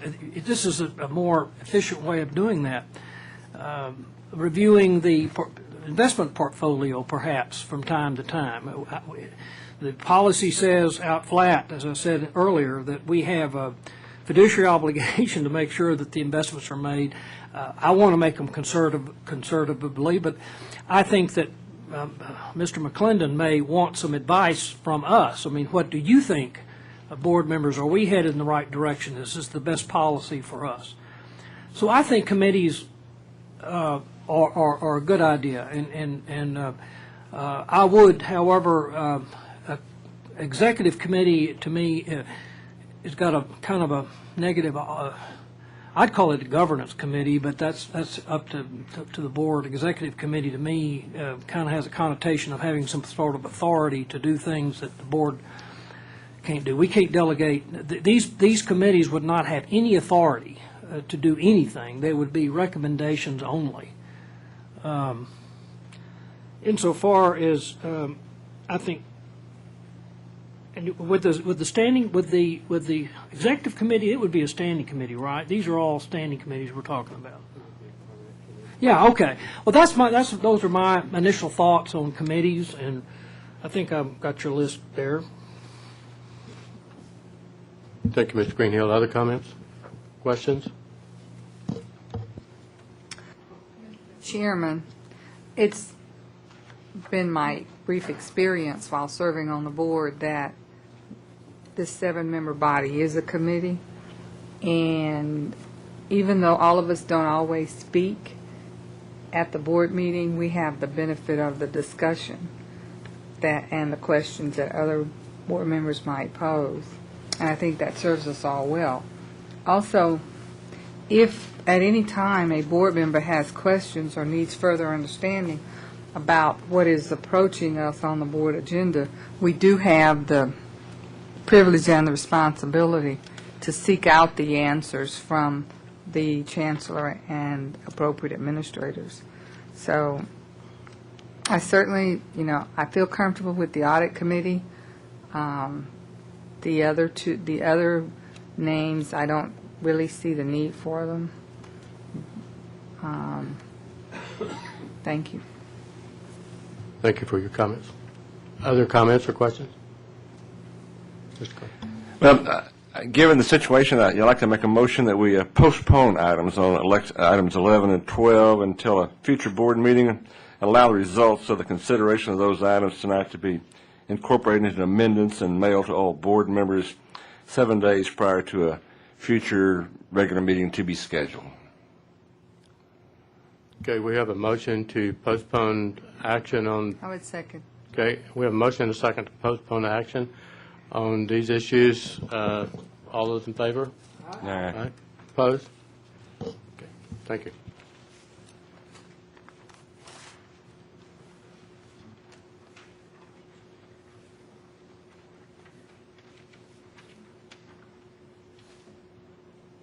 Okay, the next item is consideration and action on appointment of the following standing and our special board committees. No, I'm sorry. Consideration and approval for 2011 Association of Community College Trustees Associate Committee members. Should I handle that or should someone else? You can handle it. Okay. You have the information in your packet, I believe. Is that correct? It's here. Okay. Mr. Greenhill? Yes, I'd like to make a motion that we join the association. I think it's a very good idea. I don't want to.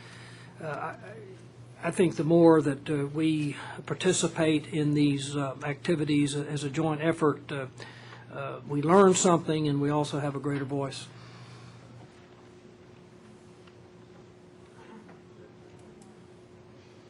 Mr. Greenhill, the motion is to appoint actually myself to the as an associate committee member with ACCT. Oh, to limit you, I thought it was to join. Oh. Yeah, no. And No, we're already members.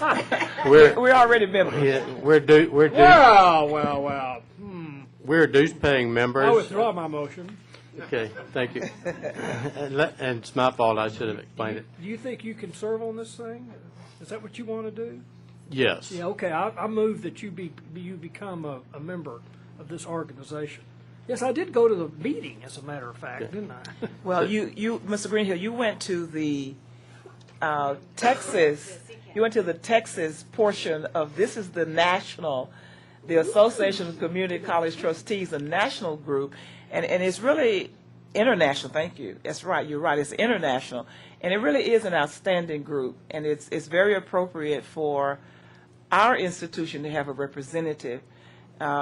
You have to become an associate committee member first, and they test you out to make sure you're serious and you'll do what you're ordered to do, and you attend the meetings and all of that. If you don't, they kick you off. But after that, you can become a member, right, Mr. Hudson?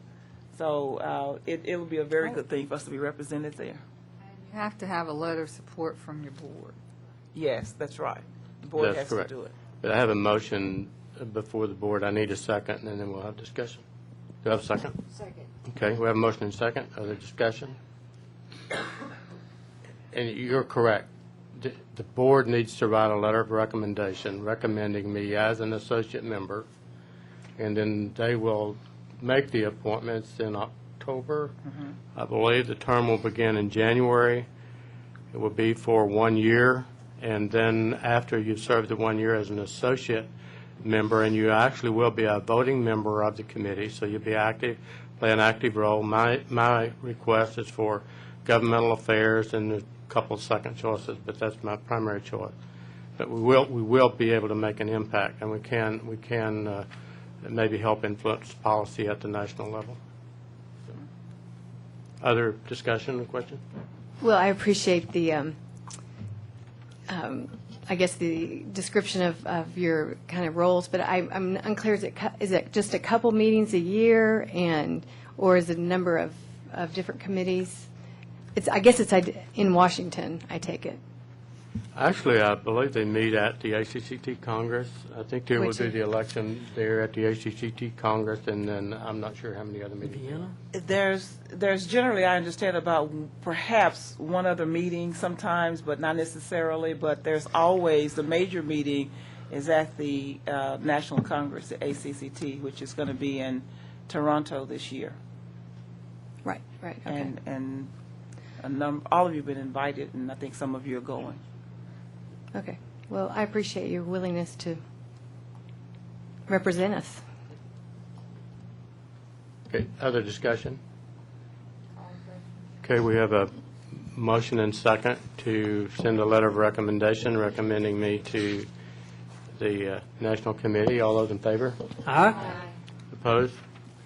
Okay, thank you.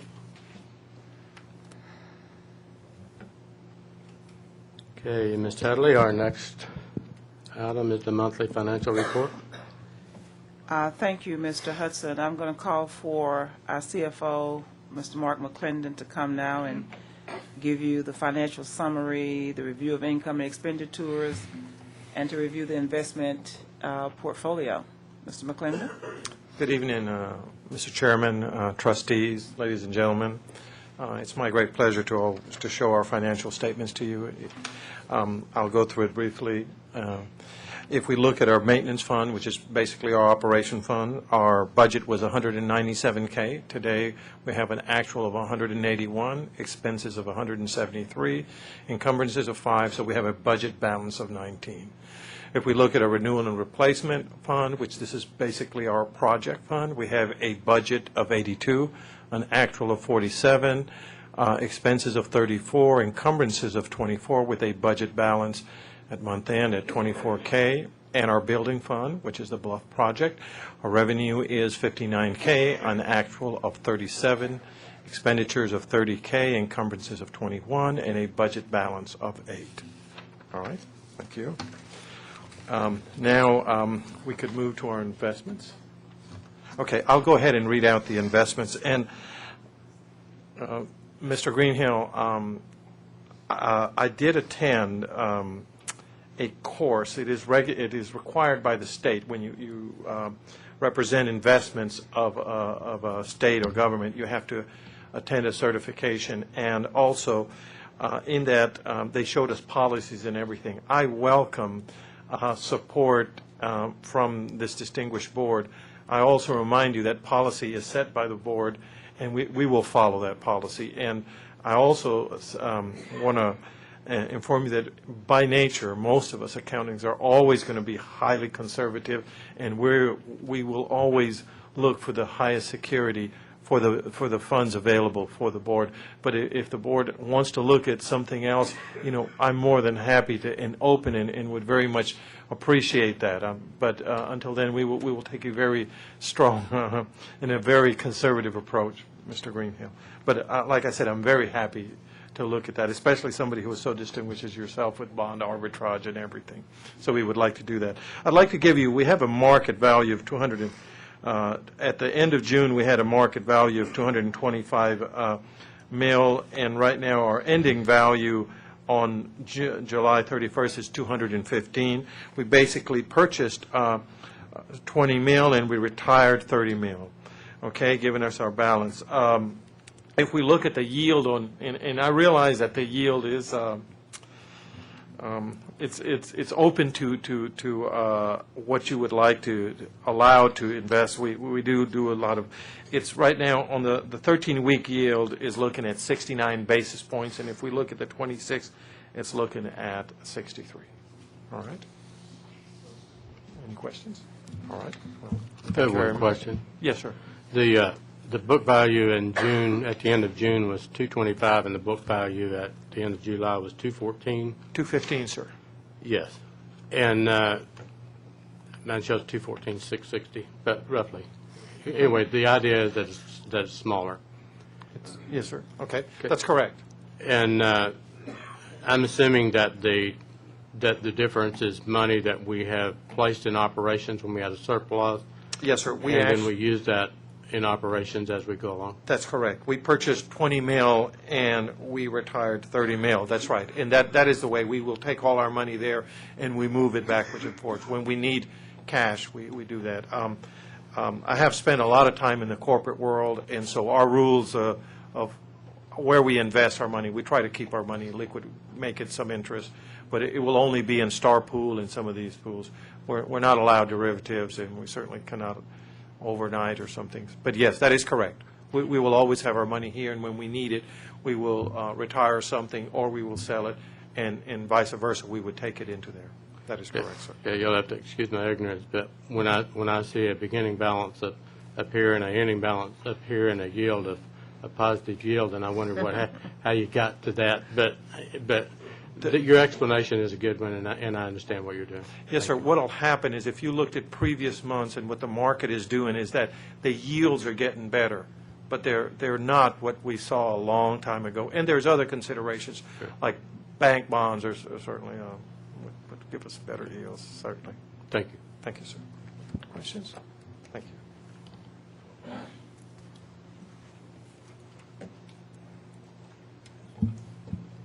Okay, Ms. Appleman has graciously agreed to give us several reports. Before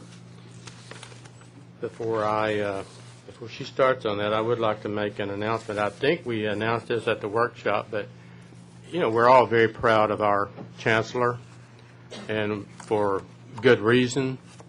And I noticed I got a card in the mail the other day that said on Monday, September 13th at 1:30 p.m., she would be inducted into the Texas Women's Hall of Fame by Governor Rick Perry and First Lady Anita Perry. Congratulations. Thank you. And I do appreciate Ms. Appleman agreeing to present our report tonight, Ms. Appleman. Excuse me, and Ms. Appleman and I would like you to know that ceremony will take place at our university, Texas Women's University. Yes. And there may be other ones in the room. Mr. Hudson asked me to report on the Texas Higher Education Coordinating Board meeting that Mrs. Hadley and Mr. Gates and I attended last month. I have the entire agenda and supporting materials here if anyone's interested, but I would like to highlight two that are of special significance to our institution. We've talked many times about and worried about key measures and heard about them again tonight. In your board packets are copies of the resolution from the governor's office relating to a proposed comprehensive review of higher education cost efficiencies.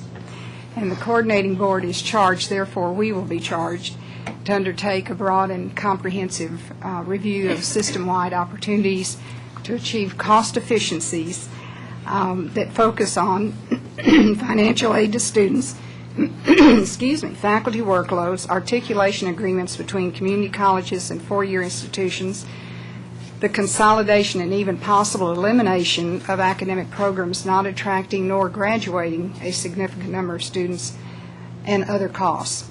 Mrs. Hadley spoke of this to us at our last meeting. It's part of the minutes. We've come to realize that bigger numbers is not necessarily bigger, and that state funding in the future will likely be based on student success. The last point will change, as we've already come to realize, the way that colleges and universities are funded, and we've already been alerted to the pullback of funds. In June, I brought more show and tell. We were given a notebook,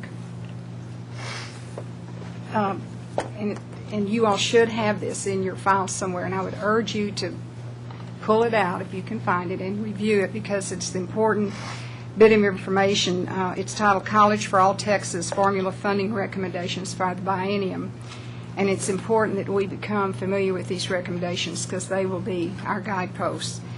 In addition, we were given at our workshop another white notebook, and there's a lot of important information in it. It's our board development notebook, but at the very back under tab 3 is the report that those of us who went to the CCATT meeting in Dallas heard from Representative Dan Branch, who just happens to be the chair of the Higher Education Committee and a member of the Legislative Budget Board. So he carries a big couple of sticks.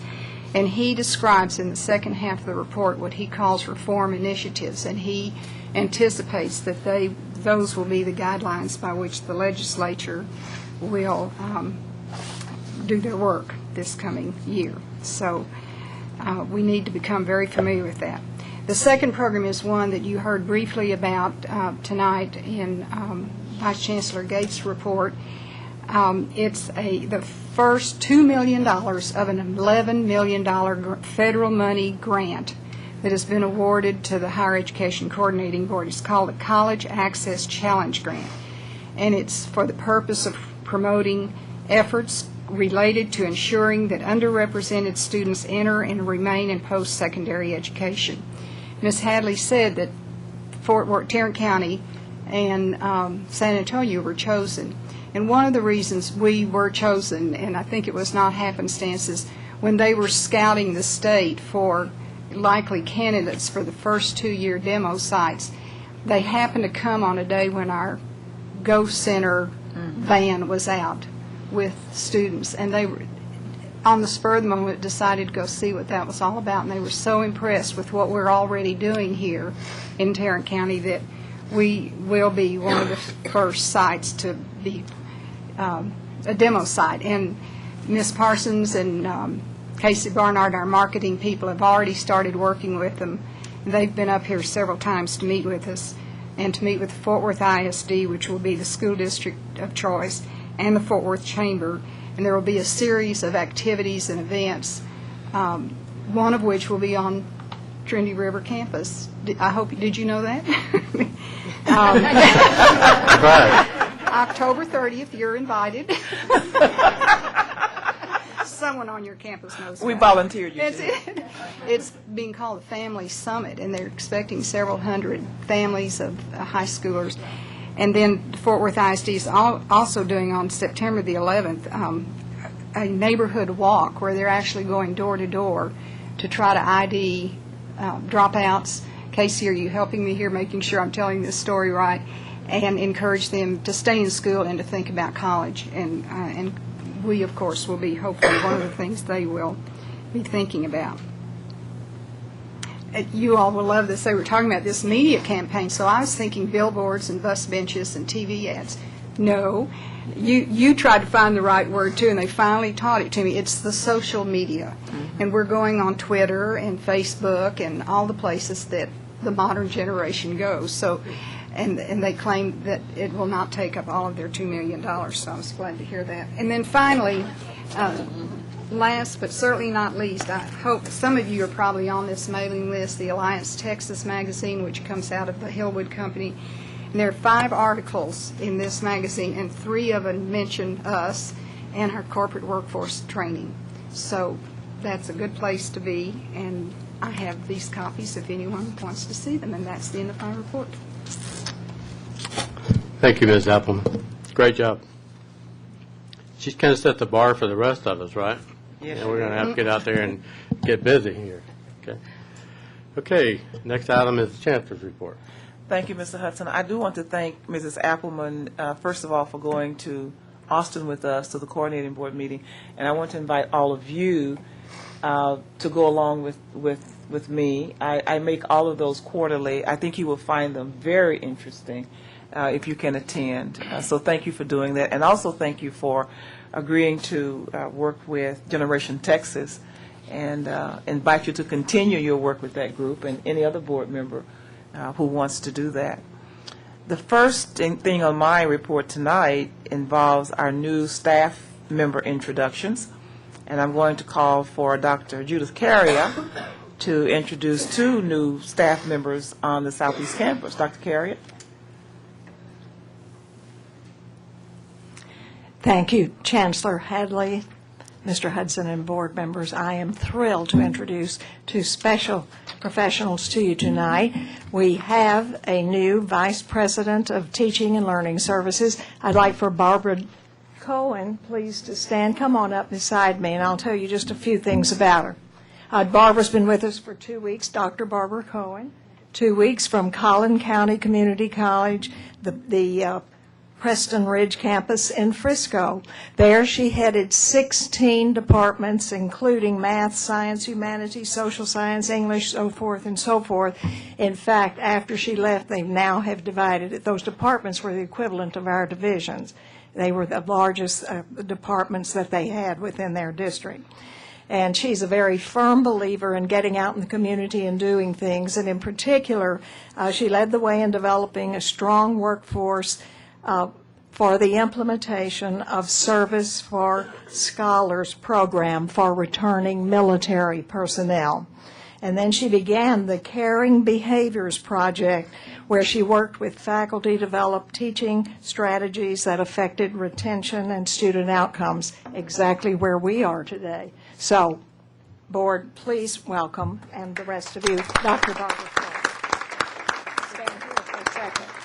And the second one is Dr. Tommy Autry. Dr. Autry, if you will walk up also. He comes to us from Louisiana State University in Alexandria, where he was a professor of mathematics and chair of the Mathematics and Physical Science Department. He led that department as it transitioned from an open admissions 2-year school to a 4-year baccalaureate institution. We are not doing that here, Tommy. Okay. Among the many, many awards and recognitions that he has received, he established 2 endowed professorships there. I think Dr. McIntosh would like to know about that. And also he received the 2009 LSUA Boss of the Year Award and the 2008 Louisiana Association of Teachers of Mathematics Outstanding College Mathematics Professor Award. So I think we're very lucky to have both of these professionals. Thank you. Don't go away. Don't go away. You need to say hello to the board. Barbara, you want to come first? And I have to let you know, I shed the high heels to go get my car. Okay, you have to get behind the microphone. I probably talk loud enough I don't need the microphone, but I shed my high heels. So you can see yourself on TV. Oh, wonderful. I shed the high heels so I could walk down to get my car. It's still locked down there in the garage, so sometime tonight I hope to get home. Good to see you.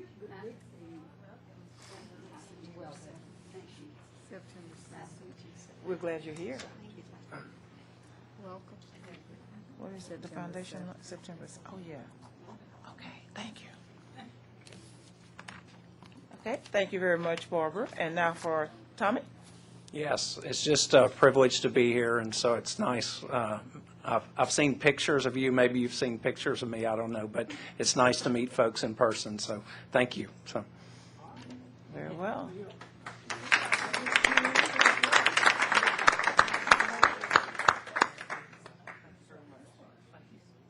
Can you teach arithmetic? Can you teach it?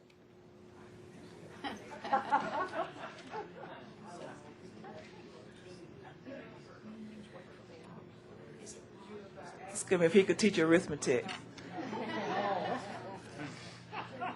She didn't hear that. Oh, I'm sorry. Did you, I asked Tom if he could teach arithmetic. I said yes. He said yes. The right answer, right answer.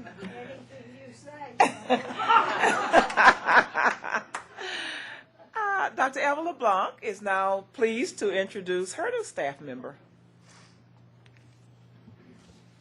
Mr. Hudson, board members, Chancellor Hadley, it is a privilege for me to introduce Dr. Leanne Ellis. Now I'm going to impose on her to come up here. She's not really shy. Dr. Ellis is our Vice President for Teaching and Learning. And previous to coming here, she served at Butler Community College in Kansas for 11 years. She was the Chief Academic Officer over 6 campuses, had tremendous responsibilities, and was recognized for doing a lot of important work in learning organization philosophy. Among the many things that she did that was outstanding was focus on assessment and learning outcomes. So student learning outcomes is not something new to her. Prior to Butler Community College, she was at Plains Community College, where she served for 17 years as a faculty member, speech communications, and department chair. And we are extremely pleased that she is serving the Northwest Campus. I thank her about every 20 minutes. Am I right? The vice presidents and I are really, really happy to have her. We have an awesome team on the Northwest Campus, and it is a privilege for me to introduce you to our wonderful vice president.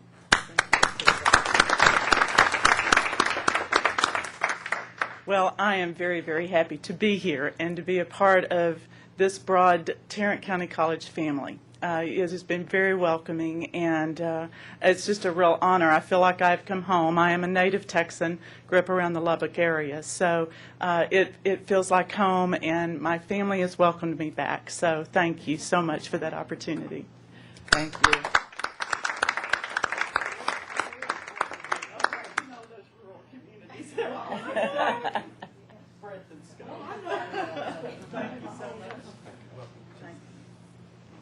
Have you?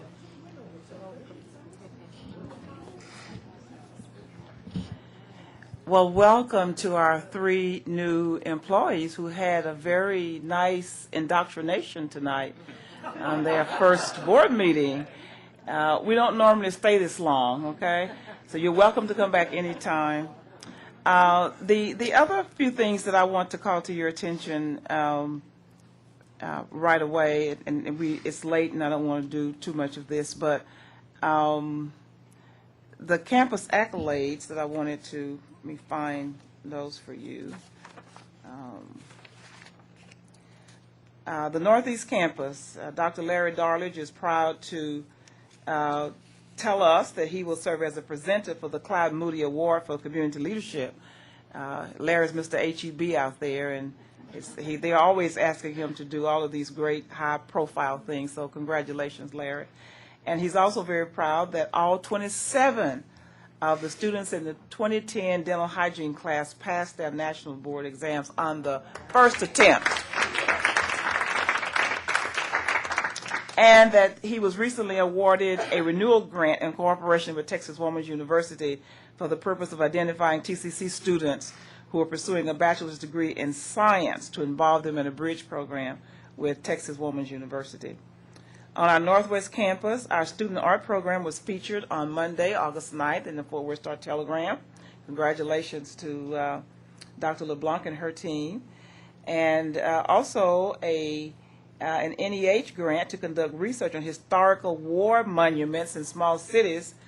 The NEH grant will be presented to the Society of Historians of the Early American Republic. And also the 138th, my goodness, that's 138th class of the Police Officer Academy. 25 of those cadets all passed their exam, 100% of them.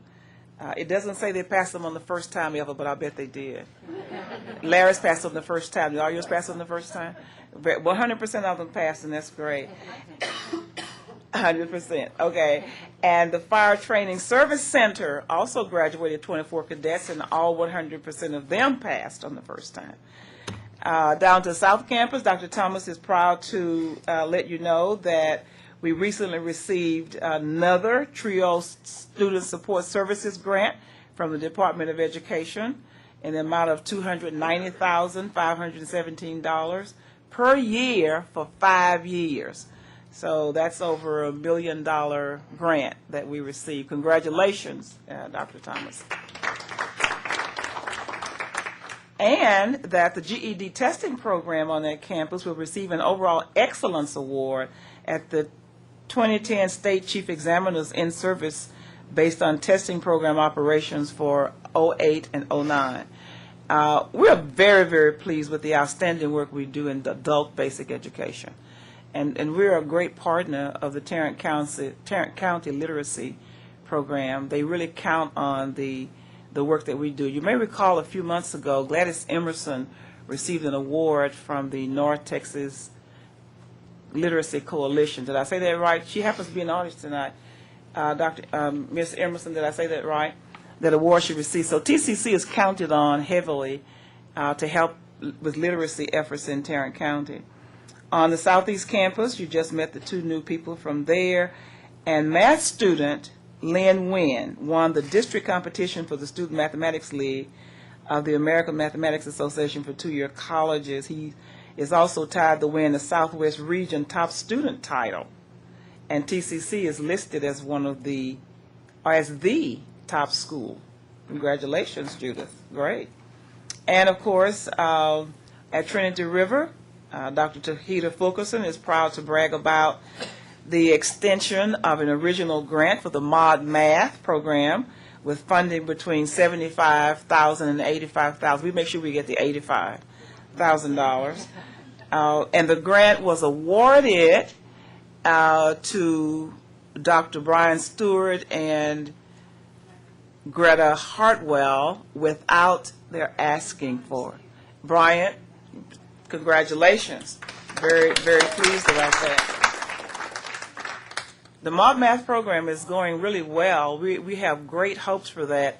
The whole idea behind Mod Math is that students will tackle a concept and stay with it until they master it. They finish that module and they go to the next module. And if by chance they happen to fail something at the end, they will not have lost all the time they spent learning the other pieces. So it helps them to get finished with their developmental education courses much faster. So we're very appreciative of that. And finally, the continuing education will initiate a new partnership with Fort Worth ISD, focusing on special ed students who will be brought to the campus to work for work opportunities to learn soft skills and techniques to make them ready for the workplace. That will be a wonderful program. I'm sure you all copied some off of Kara Thompson's program on Southeast. A program has been going really extremely well on Southeast campus for 10, 12 years, I guess, where we do special needs students there. Dr. Kara Thompson is also representing the college on a countywide initiative for people with special needs, primarily adults. And so she's our representative on that, on Southeast. So thank you, Dr. Carrier, for that. The rest of those things, I believe, are pretty self-explanatory.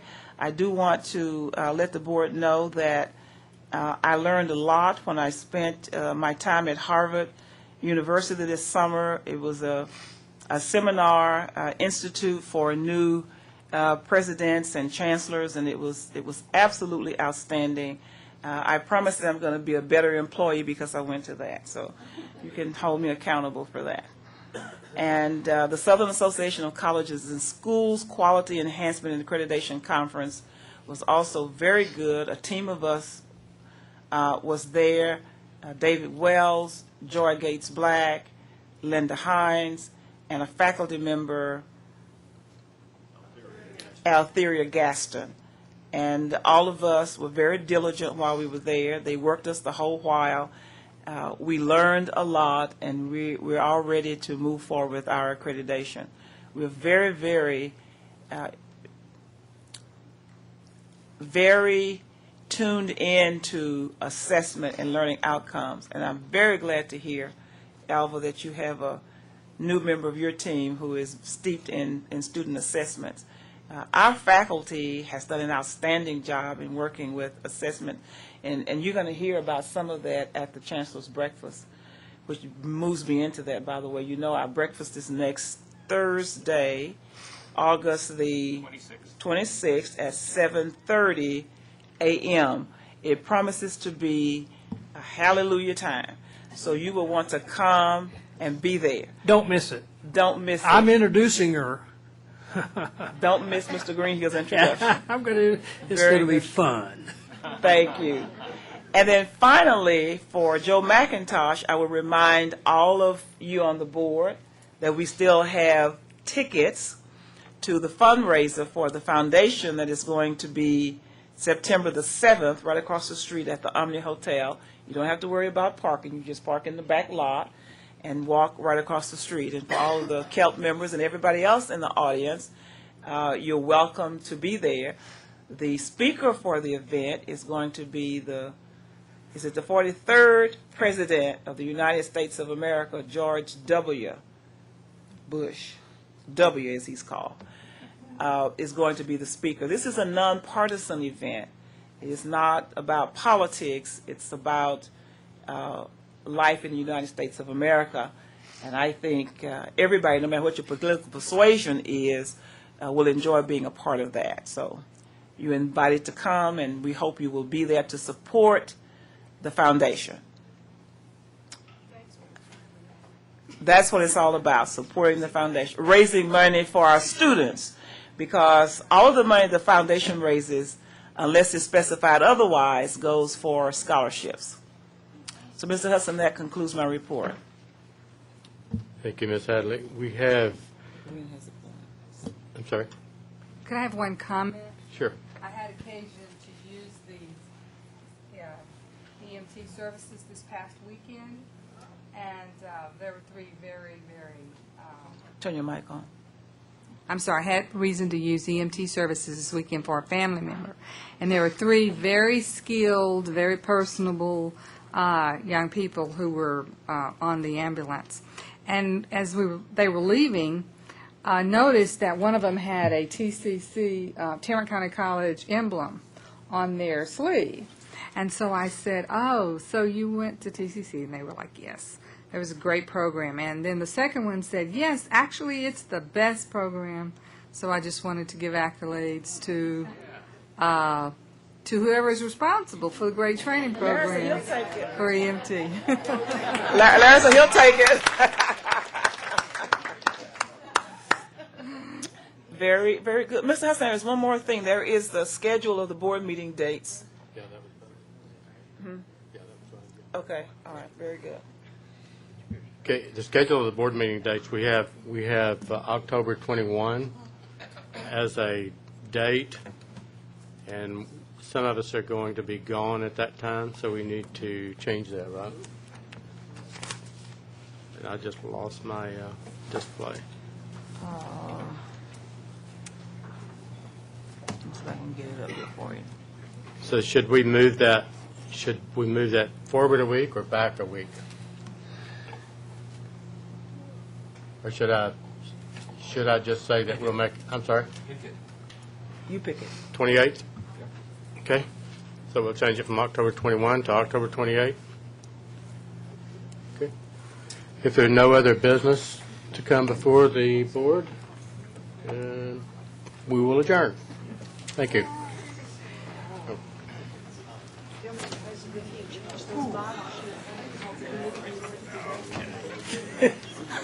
Louise is talking to you.